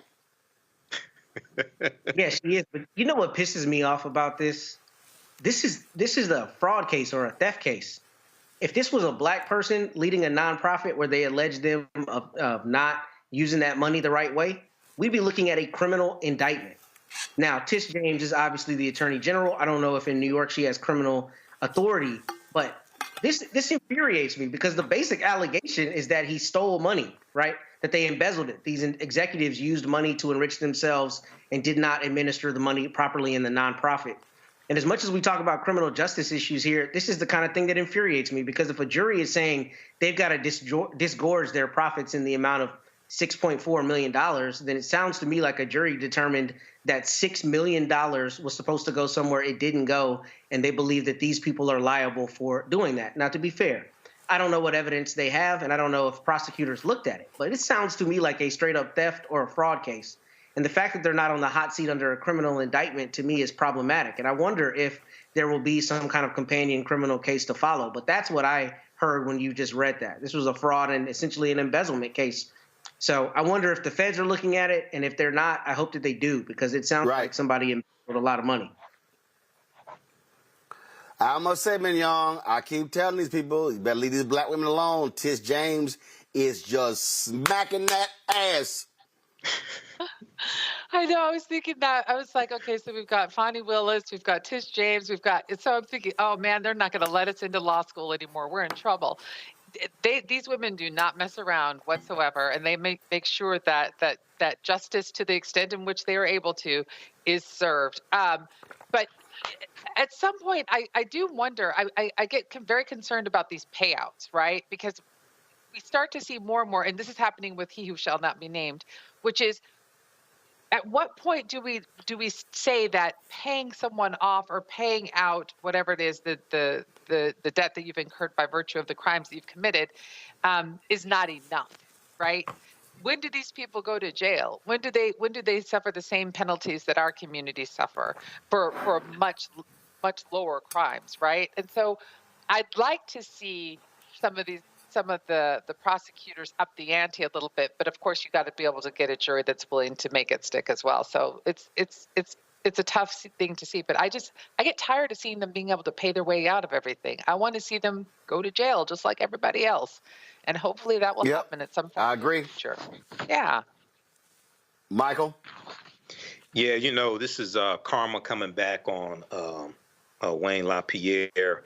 And it's interesting how he and Trump and others of that ilk get caught up on misspending money, misappropriations. Jurors found that he misspent $5.4 million. He used funds from the NRA for personal expenses, including vacations, luxury flights for his relatives, and rides on super yachts. And so a lot of them get caught up on the same thing, trying to live that Kardashian life or something like that, right? And using money from the organization. So this is good news. And this is another one. Letitia James just grabbed him by the wallet also. This is another one. So, hey, this is what happens when you mess with black women. And this is what happened when you're a crook. All right, folks, hold tight 1 second. We come back. We'll chat with Eric Dickerson and Jason Hill about Young Warriors Foundation. Also, there's a video going viral about a young man who was gifted a trip to the NBA All-Star Game weekend and $1,000, which he gave to his mom. And it's a fantastic video. But I have a different take that people haven't really talked about. And Robert Reich lays out how these pro stadium deals suck for taxpayers. D.C. residents, Virginia residents, Chicago residents, pay attention. You're watching Roland Martin Unfiltered on the Black Star Network. Check this out. Joe Biden and Kamala Harris are investing a record $7 billion into HBCUs. Billions for campus improvements, grants, and debt relief. Billions more for HBCUs. Endless possibilities for us. Coming up on the next Black Table, a conversation with Professor Howard W. French on his new book, Born in Blackness, covering 600 years of global African history and helping us understand how the world we know today is a gift from black people. There could have been no West without Africa and Africa. That's on the next Black Table with me, Greg Carr, only on the Black Star Network. Next on The Frequency with me, Dee Barnes, the amazing Drew Dixon. She gives us the details behind the HBO documentary that shed light on the alleged sexual assaults by Russell Simmons. And we're talking about the Netflix documentary, Ladies First, right here on The Frequency on the Black Star Network. On a next, A Balanced Life with me, Dr. Jackie. What does it mean to actually have balance in your life? Why is it important and how do you get there? A masterclass on the art of balance. It could change your life. Find the harmony of your life. And so what beat can you maintain at a good pace? What cadence can keep you running that marathon? Because we know we're going to have, high levels, we're going to have low levels, but where can you find that flow, that harmonious pace? That's all next on A Balanced Life on Black Star Network. Me, Sherry Shepard, with Sammy Roman. I'm Dr. Robin B., pharmacist and fitness coach, and you're watching Roland Martin Unfiltered.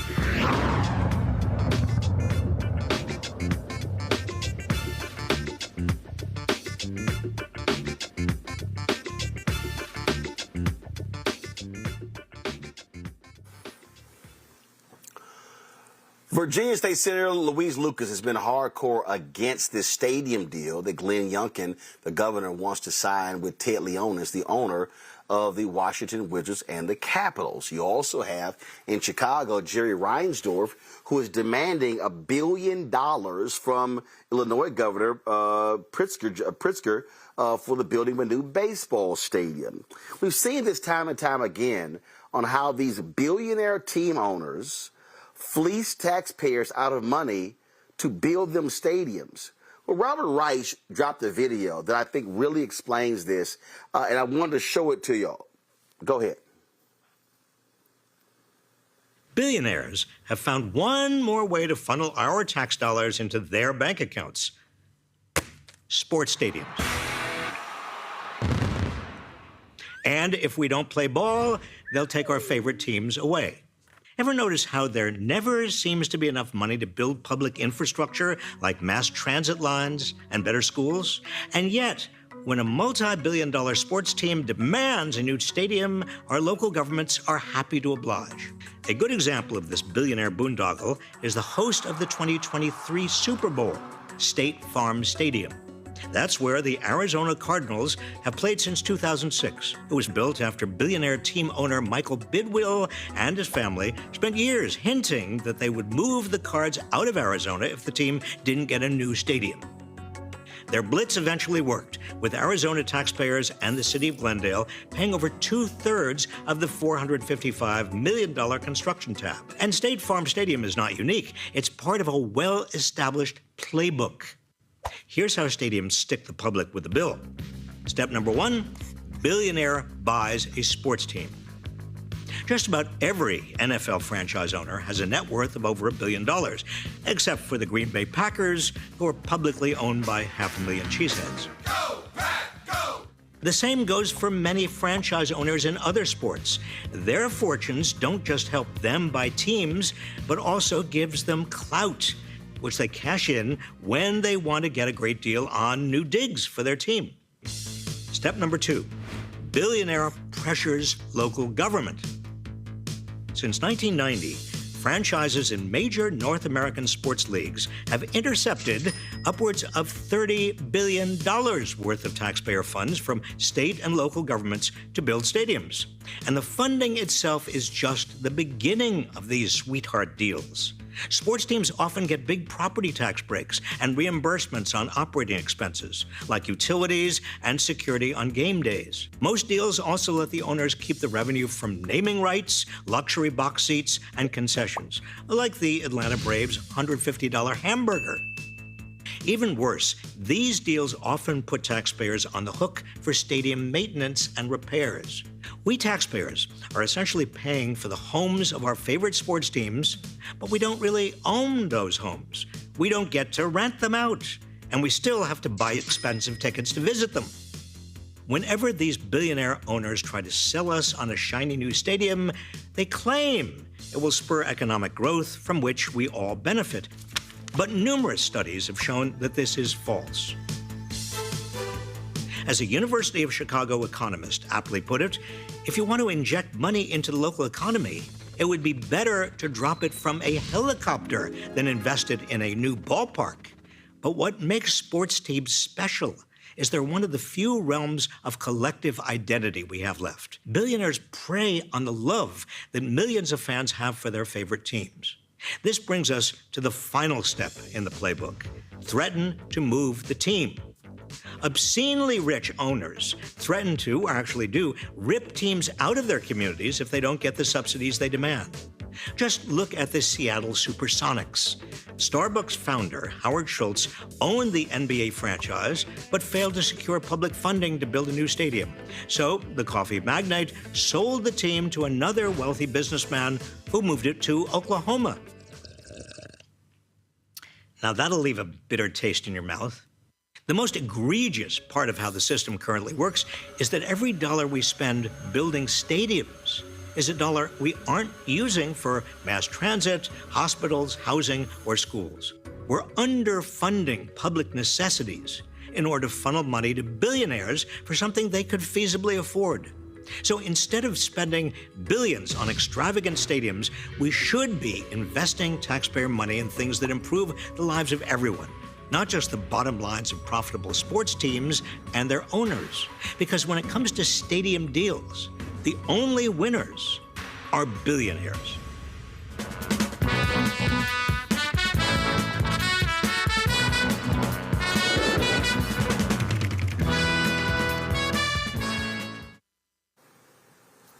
Man, let me tell y'all something. Senator Louise Lucas, she's been killing Governor Youngkin on this deal. Check this out. This was a tweet that she posted. She said, the Glen Dome financing is based on ticket sales to the new arena. Looking at the projections, that appears to include Wizards playoffs games. Wizards playoffs?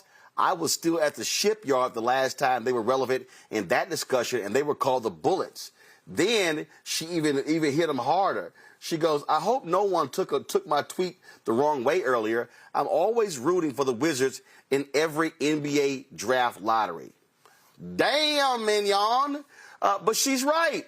The bottom line is, I have never believed that cities and counties and states should be spending billions to build palatial sports stadiums for billionaire team owners, and all it does is drive up the value of the team when they choose to sell.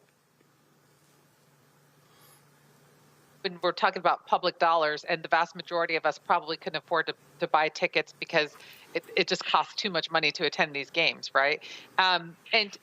The video is very interesting because it talks about this collective identity. Why can't we just try to build a collective identity around doing public or investing our public monies into public goods, right?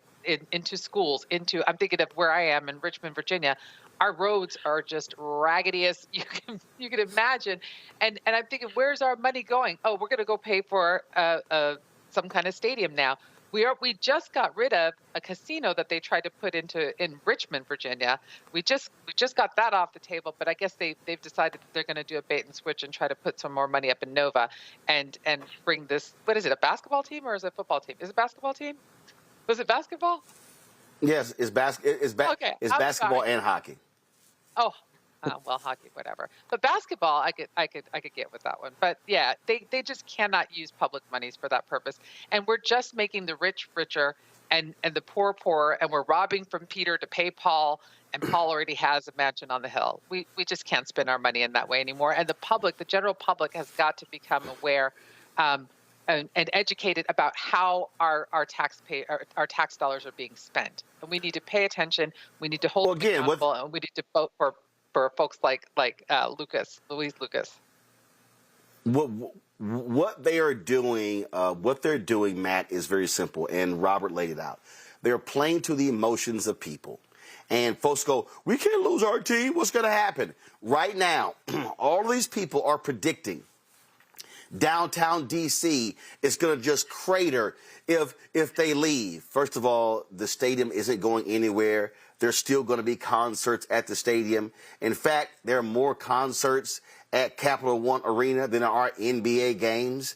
And so this is what happens. And then they have these fake economic impact studies. I cover city council in Fort Worth. And I remember when Bruton Smith was looking to build the Texas Motor Speedway. And Fort Worth said, hey, we'll provide funding for infrastructure, roads, things like that, getting to the facility. They said, but we ain't building you no track. And so they laid it out. It was a smart deal. This year is the Wall Street Journal did a great article in 2010. And they said that Cincinnati had one of the worst sports stadium deals in history. In history, they said in 2010, the Wall Street Journal reports that Hamilton County spent $34.6 million on the stadium. That was 16.4% of the county's total budget, Matt.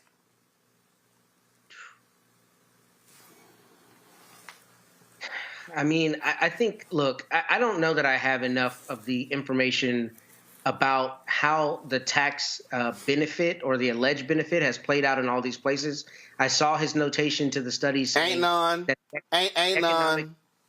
Not true, but let me finish. So a couple things. First, one of the big issues is we don't see welfare to corporations the same way we see welfare to people. A tax subsidy is welfare to a corporation.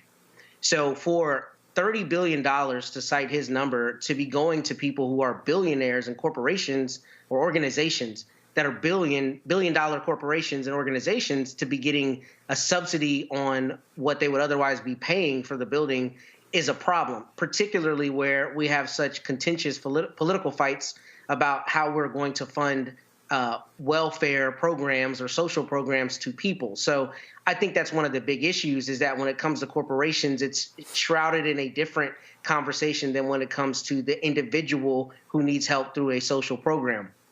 But I do recognize that, at least theoretically, there's supposed to be some economic impact. It sounds like the studies show that it's not the case. I haven't looked at all the numbers, but it seems to me like there's got to be a marriage between the reality of the fact that there is a very strong collective identity with certain teams, including the Dallas Cowboys, for instance, in Jerry's world, right? People really gravitate to that. So I think that there is a public. But guess element. what? Guess what? Good. But guess what? The Dallas Cowboys are in Arlington. Before that, they were in Irving. And so they are in Arlington, Texas. Before that, they were in Irving, Texas. They ain't been in Dallas since the early 70s. And what you have is now, the city of Arlington, their whole deal is they said we want to build an entertainment complex. So when you go there, you got the Cowboy Stadium, you got the old Texas Rangers. First of all, nothing wrong with that stadium. They were like, well, a little hot in Texas. So they built them a new dome stadium. And so they got Six Flags there as well. So they want to build an entertainment complex. I still say this here. I still say, point blank, that if an owner wants to build this mixed-use facility and restaurants and amphitheater and all sorts of hotel, finance it your damn self. And you get to make all the money. You can make everything from it. But this whole game of, and this is the problem, states got to sell bonds to pay for it. I can tell you this here. When the Houston Oilers threatened to leave, Harris County said, all right, we're going to refurbish the Astrodome. Spent more than $200 million in bonds. He still left.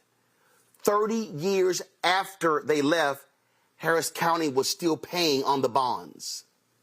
So what these teams do is they cut deals, and later, in 15, 20 years, our stadium is outdated. We need a new one. That's the game being played. And so all this, we're going to create 30,000 jobs. It's going to, all those are bullshit studies. They're lies. Yeah, but let's expand this, Roland. I mean, the same thing happens when Walmart comes to town. Walmart comes to town and sells a bill of goods and says, we're going to generate this much capital, so give us tax subsidies. And they give them some kind of decreased, annual tax rate based on whatever their actuarial valuations are. And the idea is all about it being an economic engine. Now, at the end of the day, there is, I think, a public good element to sports and sports teams. But the fact that most of the public can't afford to go to those games, or at least NFL games a lot of times, I think cuts against the idea of the collective identity. But I would say this.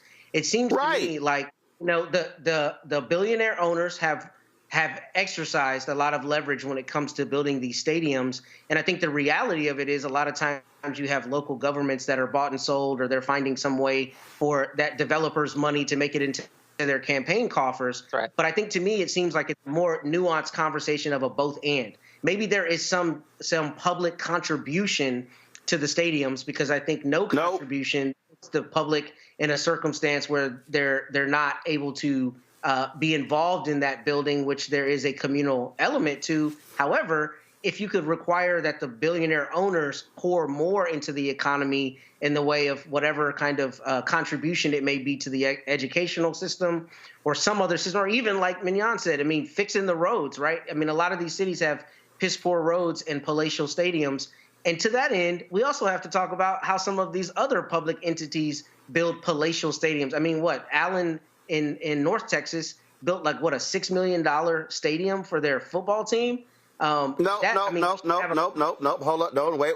No, hold up. No. See, here's the difference.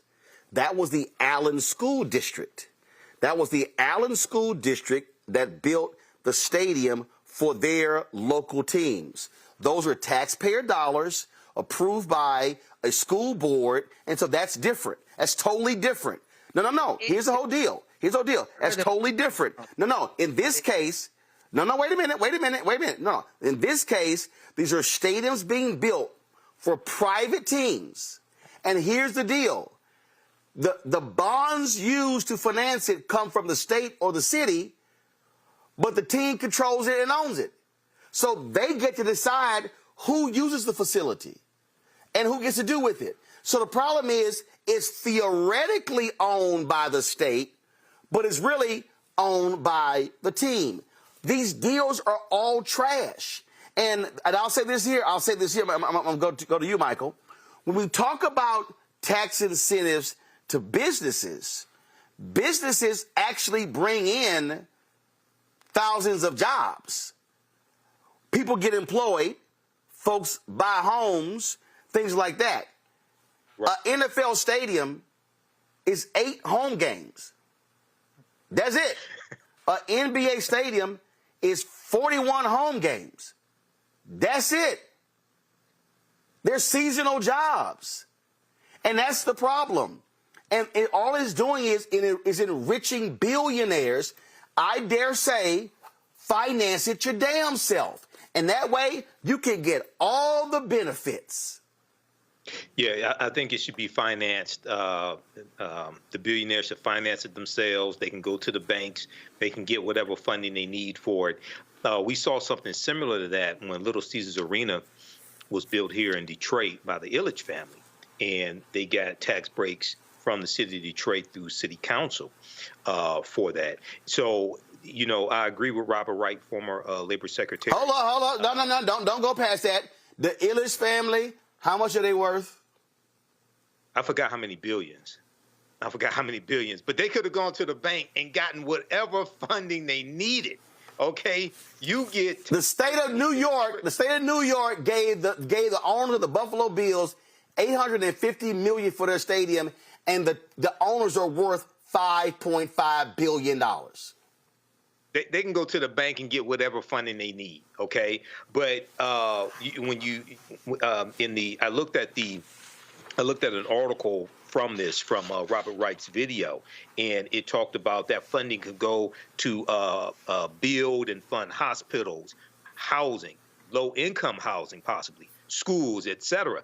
And you know, this oftentimes in inner cities, right? You hear about them say whether they are or not. They always say, "Oh, the police department is overfunded," right? Well, here you have schools underfunded. You have a need for low-income housing. You have other things that are needed that money could go to fund to reduce crime, okay, in the communities. But you want to fund entertainment districts, or you want to fund a stadium. Now, if it's going to be multi-use, I look at multi-use a little different than if it's just going to be used for the home team to play at home. But even multi-use, the majority of that should still be funded by the billionaires themselves, as opposed to taxpayers footing the bill. Hey, bottom line is this here: this is nothing but welfare. And if us and all these fiscal conservatives who say, "Oh, we shouldn't be giving handouts to the poor, we shouldn't be giving handouts to single moms," this is nothing but a handout to billionaires. And I'm going to tell you right now, I don't know of any city where all of a sudden the quality of life just dramatically dropped, and now, oh my God, what happened to us? When the Oilers left Houston, Houston was fine. We were good. It's not like all of a sudden, oh my God, we don't have a team to cheer for. There are cities all around America that do not have pro teams, and they have great quality of life. You do not need a pro team to do that. Austin, Texas, fantastic quality of life. Ain't no pro sports team in Austin. San Antonio, they got the Spurs. They've been trying for decades to get a football team, but guess what? Even without a football team, San Antonio's fine. They're fine. So I'm with Senator Louise Lucas, and she told the mayor of D.C., she said, "Hey, sister, join me. Pull your offer. Pull your offer," and then for Ted Leonis to now then go, "But damn, I can't get the money from D.C. I can't get the money from Virginia. Now what I'm going to do?" You know what he going to do? Pay for it himself. All right, I got to go to a break. We'll come back. Eric Dickerson. We're going to talk about this Young Warriors Foundation that's next on Roland Martin Unfiltered. And I got to show y'all this NBA video, but I got a different little take on it than a lot of y'all on this one. So that's next on Roland Martin Unfiltered on the Black Star Network. For the last 15 or maybe 16 years, 18 years, I'll say, when I moved to LA, I hadn't had a break. I hadn't had a vacation, probably a week vacation here and there. Right. This year, after I got finished doing Queen Sugar and we wrapped it out, because I knew I had 2 TV shows coming on at the same time, so I'm going to take a little break. So I've been on break for the first time, and I can afford it now. Praise God. You know what I'm saying? Right. So I can afford it. I'm like, I can sit back and ain't got nothing to worry about, man. But this was the first time in almost in 2 decades that I've actually had time to sit back and smell the roses.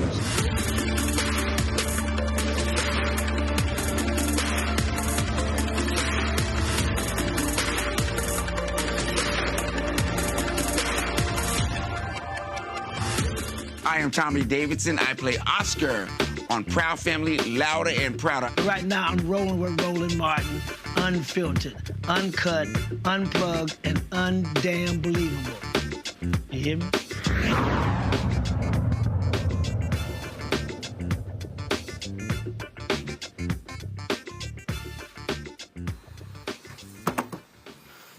I play a lot of golf tournaments all around the country.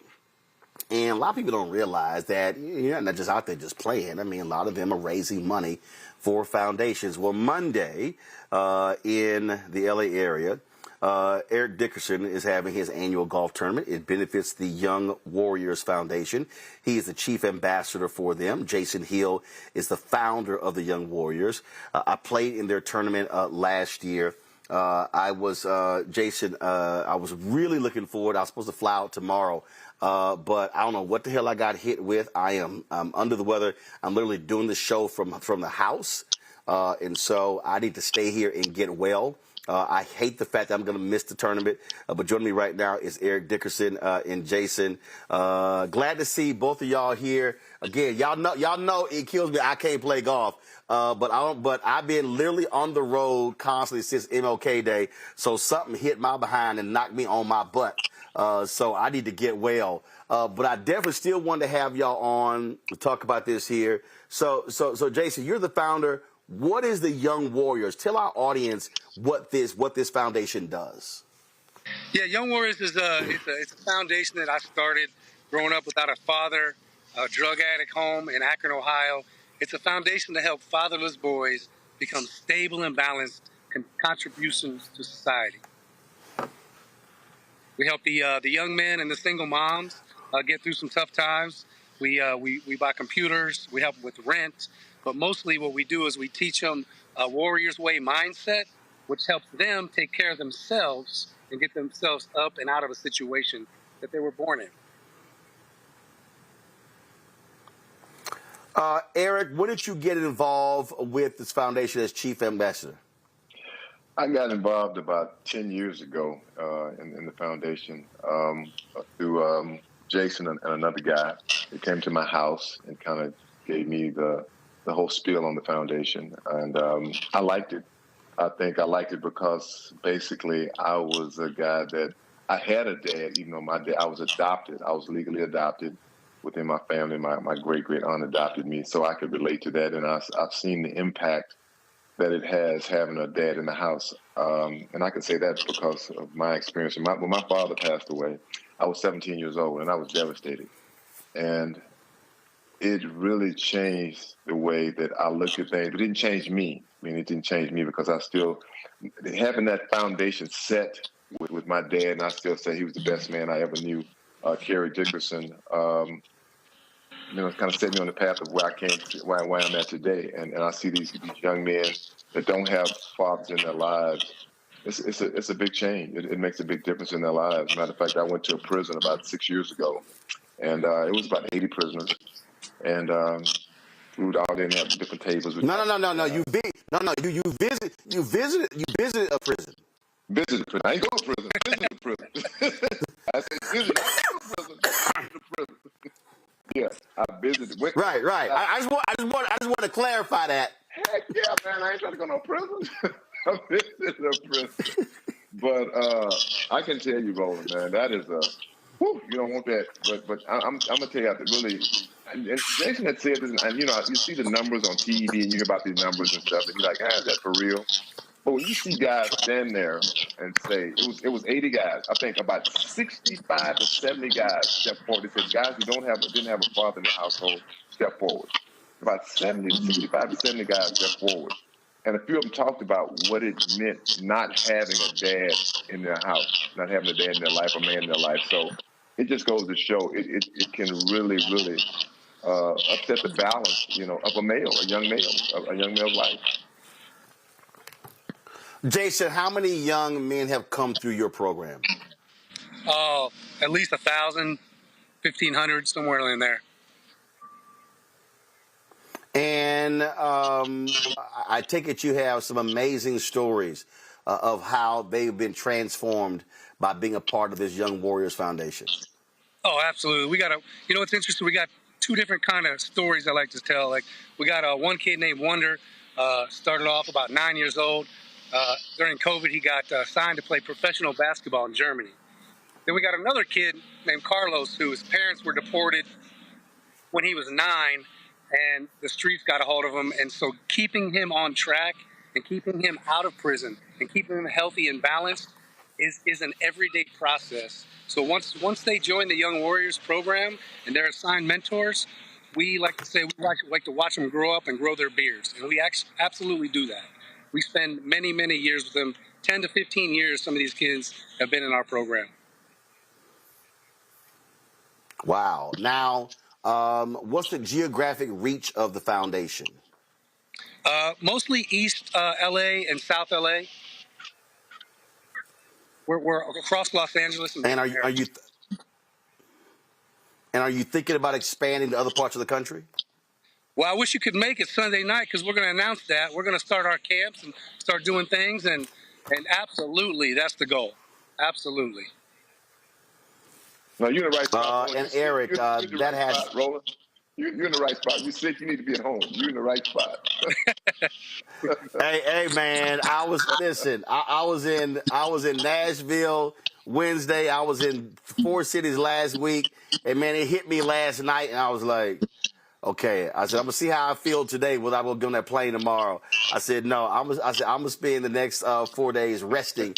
I didn't even go into the studio. I'm literally in my home studio right now, and so I hate to miss it. But again, it's always a great golf tournament. You always have a bunch of your Hall of Fame friends who are there, always talking trash, talking smack. It's always a good time there. First of all, let folks know how they can support the foundation.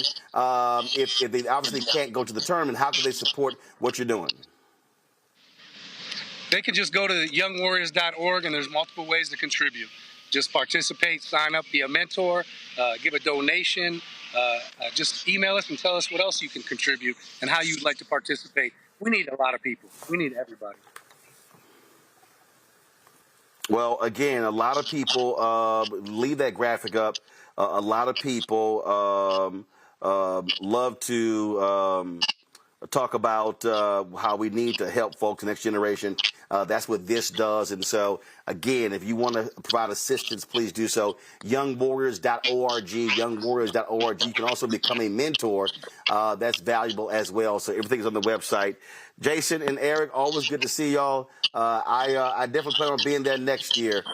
So good luck with this year's tournament on Monday. All right, thanks. Hey, thanks, Roland. Take care of yourself, brother. Hey, Roland, I had you with Lawrence Taylor and Marcus Allen. I appreciate it. So next time. You had me playing with Lawrence Taylor and Marcus Allen. Oh, Lord. LT is out of his mind. So I played in his golf tournament, and Marcus is silky smooth. So I appreciate it, man. Thanks a lot. All right, Roland. Thank you, man. All right, y'all. I'm going to go to thank you. I'm going to go to a break. We come back. I'm going to share with y'all this viral video. And I got a different take. And I'm going to see how y'all feel about this when we come back. Roland Martin Unfiltered on the Black Star Network.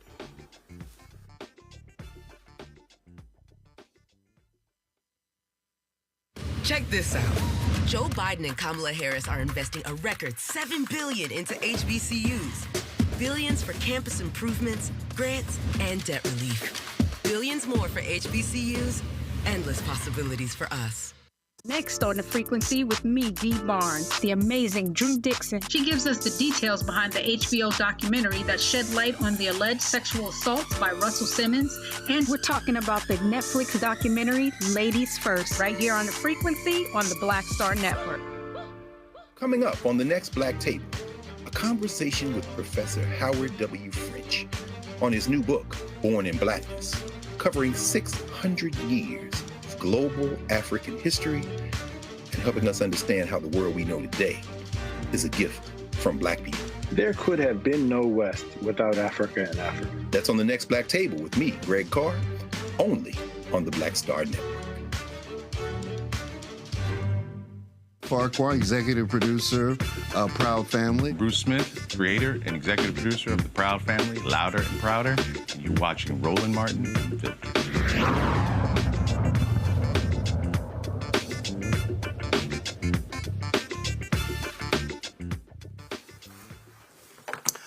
I saw this video on social media today, and it caught my attention, and I really like it. It's going to bring you to tears, but I also think we should be thinking about what takes place in this video in a different way. Watch. $1,000 cash or shoot your shot at an NBA mystery? Shoot my shot. Over $1,000 cash? I love the game so much. What's your name? Kason. What's your dream? To be an NBA. Could you use the cash? Yeah, for my mom. She needs groceries. She needs to pay her rent. I want to help her sometimes. Do you have any brothers or sisters? 5 sisters and 6 brothers. You have 11 siblings? Yeah. Why did you think of your mom? She's one of my favorite persons in the world. I love her. Have you ever been to an NBA game before? What grade are you in? 4. How old were you when you started playing basketball? 3. Give me one last chance. Cash or basketball? Sure? Yeah. So at the NBA mystery, you gotta shoot one shot. Hey! What do you think the NBA mystery is? Basketball? Open this. Congratulations, you will not be at home this weekend. You are flying to Indiana for an NBA All-Star Game weekend. Going to the NBA All-Star Game. Wait, what? In Indiana. You're lying. I said what? I'm happy for you. You deserve it. We have one more surprise for you. I hope you win. $1,000 for you.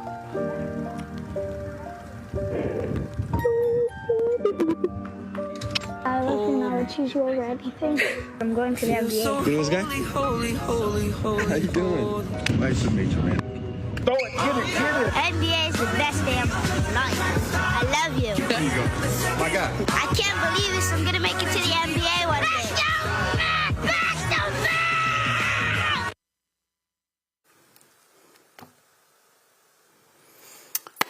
So, a few years ago, I was in Los Angeles at Stevie Wonder's radio station. And after I appeared on the radio show, they wanted me to meet the staff who work at the station. I said, sure.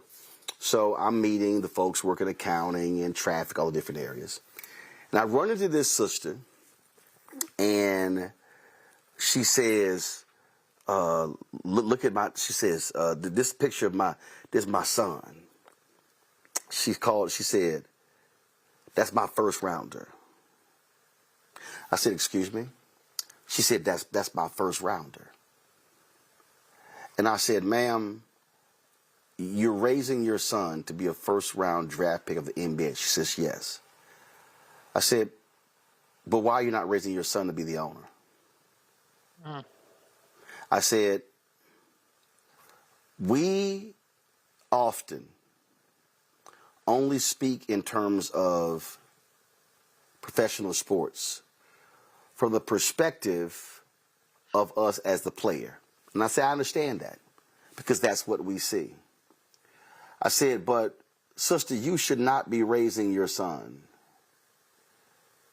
and saying he's a first rounder. What you should be saying is, I'm raising a sports team owner. She started crying. She said, no one had ever said that to me.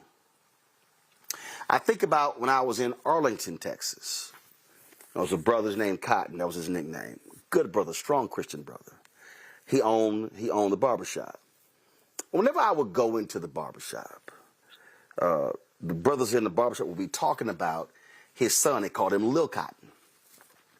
and his basketball exploits. Lil Cotton could ball. So the brothers in the barbershop will be talking about, man, the game, and man, he scored X points and the assists and the rebounds and how he was dishing the ball. And I said, Lil Cotton, what are you reading? He said, sir, what do you mean? I said, what are you reading? I said, not in school, but what are you reading outside of school? I said, Lil Cotton, when I come in here, I'm going to ask you what you're reading. I'm not going to talk about your points or your rebounds and your assists. I'm going to ask you the name of the book. I'm going to ask you the author of the book. I'm going to ask you what it's about. And his dad went, brother, I apologize. I said, Cotton, you ain't got to apologize. And so we began to talk about that there. And for years, I've said to different NBA execs, I really believe y'all should launch a program that speaks to black kids specifically about how to go to the NBA but not bounce a basketball. And so to that young brother who was in that video, and if you see that video, he was so ecstatic because he met Shaq and Dominique Wilkins and all the rest of these players. And I don't know if this happened, but I really wish that young brother had met this brother. Now, see, some of y'all watching right now, y'all are saying, why want him to meet the Asian brother? First of all, this brother here, his name is Mark Tatum. Mark's mother is Vietnamese. His dad is Jamaican. Mark is a brother. Mark attended Cornell University. That's where Alpha Alpha was founded. And I don't know why Mark pledged Kappa. But anyway, Mark played baseball at Cornell. Mark, Kappa Alpha Psi, he's in the fraternity. Mark is the Deputy Commissioner and Chief Operating Officer of the NBA. He sits on the board of directors of General Motors. I want to blow y'all away. There are only some 400 NBA jobs, meaning players. Majority of them are black. But guess what? There are more African Americans in the NBA who don't play basketball. There are African Americans who are lawyers, who are doctors, who are trainers, who are in accounting, who deal with stadium development. There are more African Americans who are working in PR, who are working in video, who are working in security. And we can go on and on and on. And I believe what we have to start doing is we have to start letting our young folks know that your aspiration for if you want to be in the NBA should not solely be about playing in the NBA. I'm going to go back to Lil Cotton.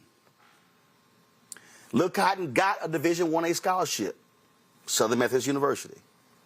In his junior year, he injured his knee. His career was over. Lil Cotton graduated, got his degree. Haven't seen his dad in a few years, not sure what Lil Cotton is doing. But the point I'm making is the small percentage of jobs at the top, meaning those who make the NBA, the number is extremely small. And so we need to be redefining for our young brothers and sisters this notion that if I want to take care of mama and daddy, I can do that without bouncing a ball.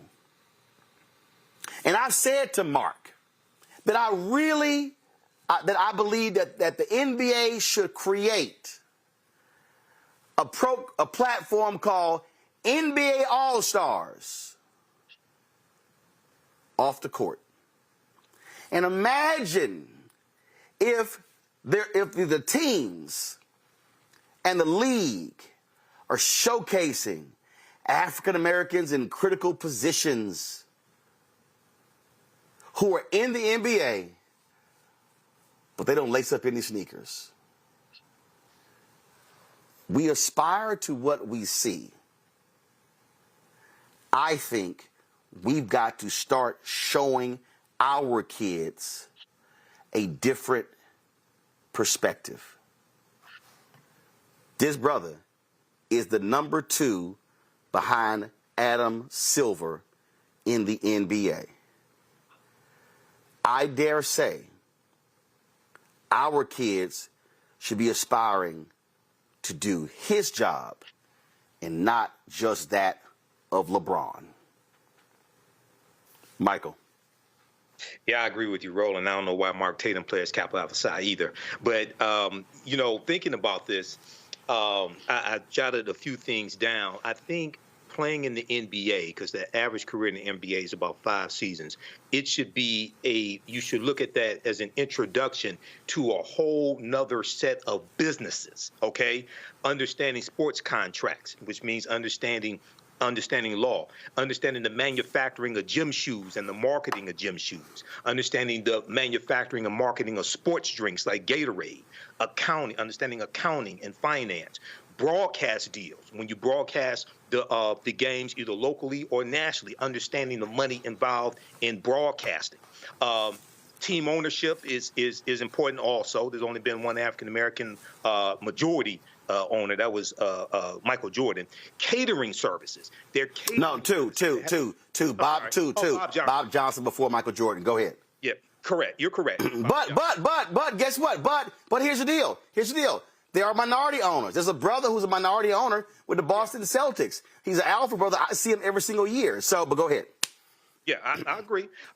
Catering services as well. Catering services have contracts for the different teams and different events. Limousine services, transportation services, manufacturing of the basketball jerseys and paraphernalia, all different types of things like this. Season ticket sales, okay? That's a whole nother industry, season ticket sales. And lastly, security services, owning security companies. So being in the NBA as a player should be an introduction to all these other businesses and different streams of income for you to understand and master and see which one you want to get into.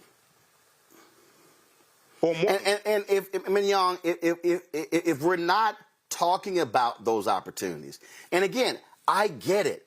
I get when we see the player and we see all of them. But when you start talking about business managers, accountants, lawyers, you look at all LeBron's guys, they're not, I mean, when you talk about Maverick Carter, we start talking about Rich Paul, listen, we can do more than just bounce the basketball. And guess what? NBA careers, a lot of these guys, they're done at 30, 31, 32. The other folks, they're working in the NBA until they're 60 and 70. So, again, we have to expand the view, and we have to show it. And again, I really would love for the NBA and to tell each one of their teams, showcase your team all-stars who don't play on the court, so the kids can see, oh my goodness. I mean, the CEO of the Dallas Mavericks is a sister. You've got presidents of teams. You've got VPs of teams. I knew Chadima Usry when he was CEO of the Dallas Mavericks. There are general managers. There's so many other jobs. We have to expand the horizon for our young people. We really do. It's, you know, it's funny is that when you showed the video of the young man, yes, I did shed a tear because yes, it was heartbreaking that he was the choice of like sort of gambling what you need and sort of gambling away any sort of security for your family for this big, oftentimes for many people, a pipe dream. But I saw Andre Iguodala in that video, and Andre was my former student at University of Arizona when he was playing there before he was drafted, and he didn't finish college. And I just remember saying to him, I was so angry that he was not finishing college. And I was just like, how dare you not finish your degree? How dare you go off to the NBA? And he's done quite well for himself. He had a robust career, but he's gone on into other businesses. And I mentioned him. Well, no, wait, hold up. Wait. Other businesses, he also is the interim director of the NBA Players Association. That's right. That's right. That's what I'm saying. That's why I was thinking about him, and I was like, oh, he parlayed. I mean, he was always Yes. He was a very wise Yes. man and a great student, right? And he always parlayed those opportunities in the NBA into something more. Right. And those are the types of examples that we should be showing. Yes, on the court, that's fantastic. But what have they done afterward? And those are individuals that could come back to our communities and to help our young people navigate these other spaces that they may not see otherwise. I also think that all of the different types of businesses that were addressed earlier, you know, half these guys in the NBA, if the vast majority of the NBA are Black players, right? So they are the commodity. Can't they just kind of make a negotiation with the teams or with the owners and just say, hey, can we invest back in these Black communities in this way? Can we create some of these programs? You know, they're doing their own work and their own. Of course. Yeah. I mean, first of all, a ton of players are doing that. I mean, I actually did a whole show on philanthropy at the NBA All-Star Game.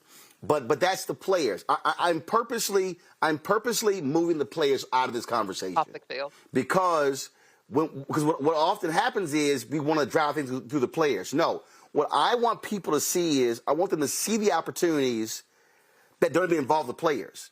I'm telling you, I'm sitting there in the arena, and I'm sitting there, Matt, and I'm looking, and I'm talking to the brothers who do security, and I'm looking at the cats who do transportation. And I'm sitting here and I'm looking at the brothers and sisters at the HBCU game who are coordinating people. And you know what I'm seeing? I'm seeing jobs in the NBA. And it's just a different mindset. I remember I went to a Houston, Texas game. My nephew, Christopher probably wasn't even 4 years old. Chris was like three or four. And we were downstairs with the coaches and the family after the game. And Christopher had a ball. Well, Christopher was so funny, he signed his own ball. And my brother was like, Chris, you ain't supposed to sign your own ball. They're supposed to sign the ball. So we go up to Wade Phillips, and Wade Phillips was the defensive coordinator for the Houston Texans. And I introduced Chris to Wade Phillips, and Wade goes, well, Chris, what position you want to play? I said, oh, no, Wade. He's not being raised to play. He's being raised to own. And he sort of like looked at me like this way, and I was like, yes, he's being raised to own. And look, my dad didn't mind us playing sports, but he didn't give a damn about sports. Made clear that you could be a millionaire without slamming your head up against something or without bouncing the basketball, and he was correct. But that is so important, and I just think we have to start telling that story, Matt. And it's no different, again, than what you do. It's a whole bunch of players and non-players who need lawyers. And so there are a lot of lawyers in the NBA and in the NFL. Oh, yeah. I mean, in fact, you know, a friend of mine from college is Magic Johnson's director of investment. After he graduated from Howard, he went to Stanford Business School, and he's been working with Magic Johnson since we got out of school, so the better part of at least 15 years. And I think your point is well taken. But I think, Roland, that actually we're having these conversations more than I think you realize. I think what it really comes down to is balance. I don't think there's anything wrong with this young man wanting to play in the NBA. It's funny we're having this segment because I thought about all the conversations I had with my father when I was this kid's age about how I was going to go to the NBA. Now, genetics did not give me anything close to that opportunity. But obviously, you know, I had that structure at home where I knew that was not going to be my life. But I don't think there's anything wrong with kids having those dreams. And I think, you know, it's about exposure. So I think the benefit to a segment like this is I didn't know anything about Mark Tatum. He's obviously an incredibly well-accomplished brother. And there are a lot of people out there who might learn about his job and aspire to that job in addition to aspiring to be an NBA player. But there's nothing wrong intrinsically with aspiring to be who you see. And I think it's a matter of balance. As long as kids know all of the opportunities and know not to foreclose any of those opportunities and know the odds, there's nothing wrong with running full speed ahead towards your dreams with the understanding that that's not. Yeah. Yeah, go ahead. There's nothing wrong with that. Yeah. Go ahead. Yeah, right. There's nothing wrong with that, but it also is a reality of the extremely small percentage who actually get to that level. And what often happens is, unfortunately, is that going back to Gladwell's idea of 10,000 hours, you have these young brothers and sisters, who, especially young brothers, who are putting in thousands of hours working on their skill set on the court, but not putting the same time in off the court. Mark sent me this text here. The head of the NBA security is a brother. The head of the NBA HR is a sister. The head of the league operations is a brother. And the chief medical officer at the NBA is a brother. Those are NBA all-stars. And so, again, I just think that what we have to do is amplify those folks. I've been talking about me and him sitting down doing a one-on-one. We're going to get it done this year. But we have to be amplified. And I really hope the NBA and the NFL and Major League Baseball and even NHL are amplifying that, because, unfortunately, so many of our folks only think about the athletic way, and there are other ways to do it. And so we need to be exposing them to that information. So, again, just a different thought process for how we're out there. And again, I really make the effort when I'm talking to young people.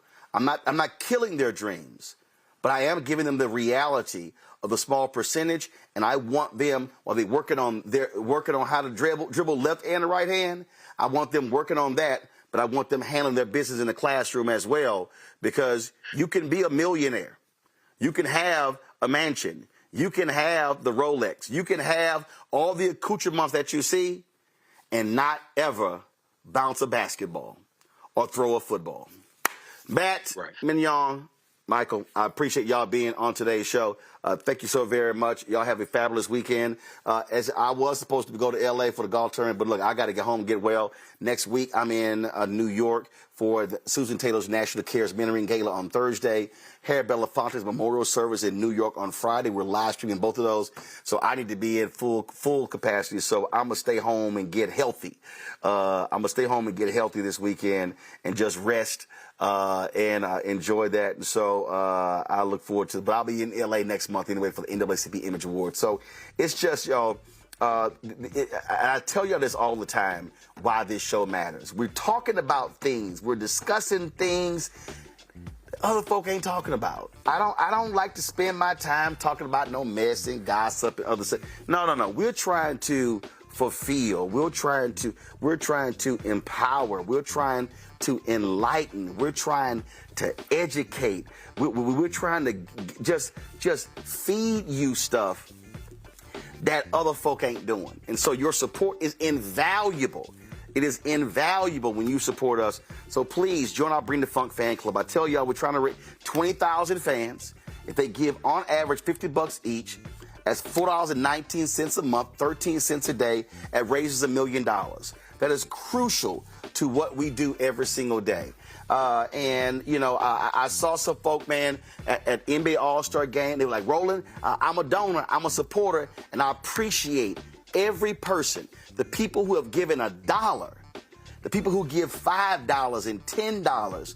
People, I got a check for $750 from somebody. The brother handed me $1,000 in my hand in Indiana because they believe in what we're doing. And so please, y'all, there's nothing. Listen, ain't nobody doing what we doing. The Griot got 2 one-hour shows. There's nobody, not Ebony, not Essence, not Black Enterprise, not Blavity, not News One. None of these people are doing what we do 7 days a week, 5 hours of original programming a day, plus the events and the news conferences and the speeches that we also live stream. So we're doing the work. I'll just tell y'all real quick. Associated Press, when we're grabbing that feed, y'all, that costs us $180,000 a year.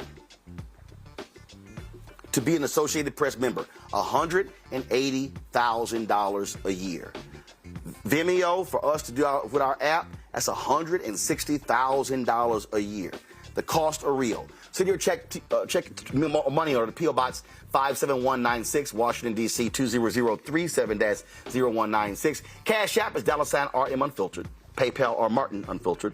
Venmo is RM Unfiltered. Zelle, Roland at RolandSMartin.com. Roland at RolandMartinUnfiltered.com.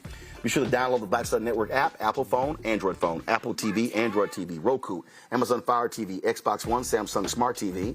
You can watch our 24-hour, 7-day-a-week streaming channel on Amazon News by going to Amazon Fire.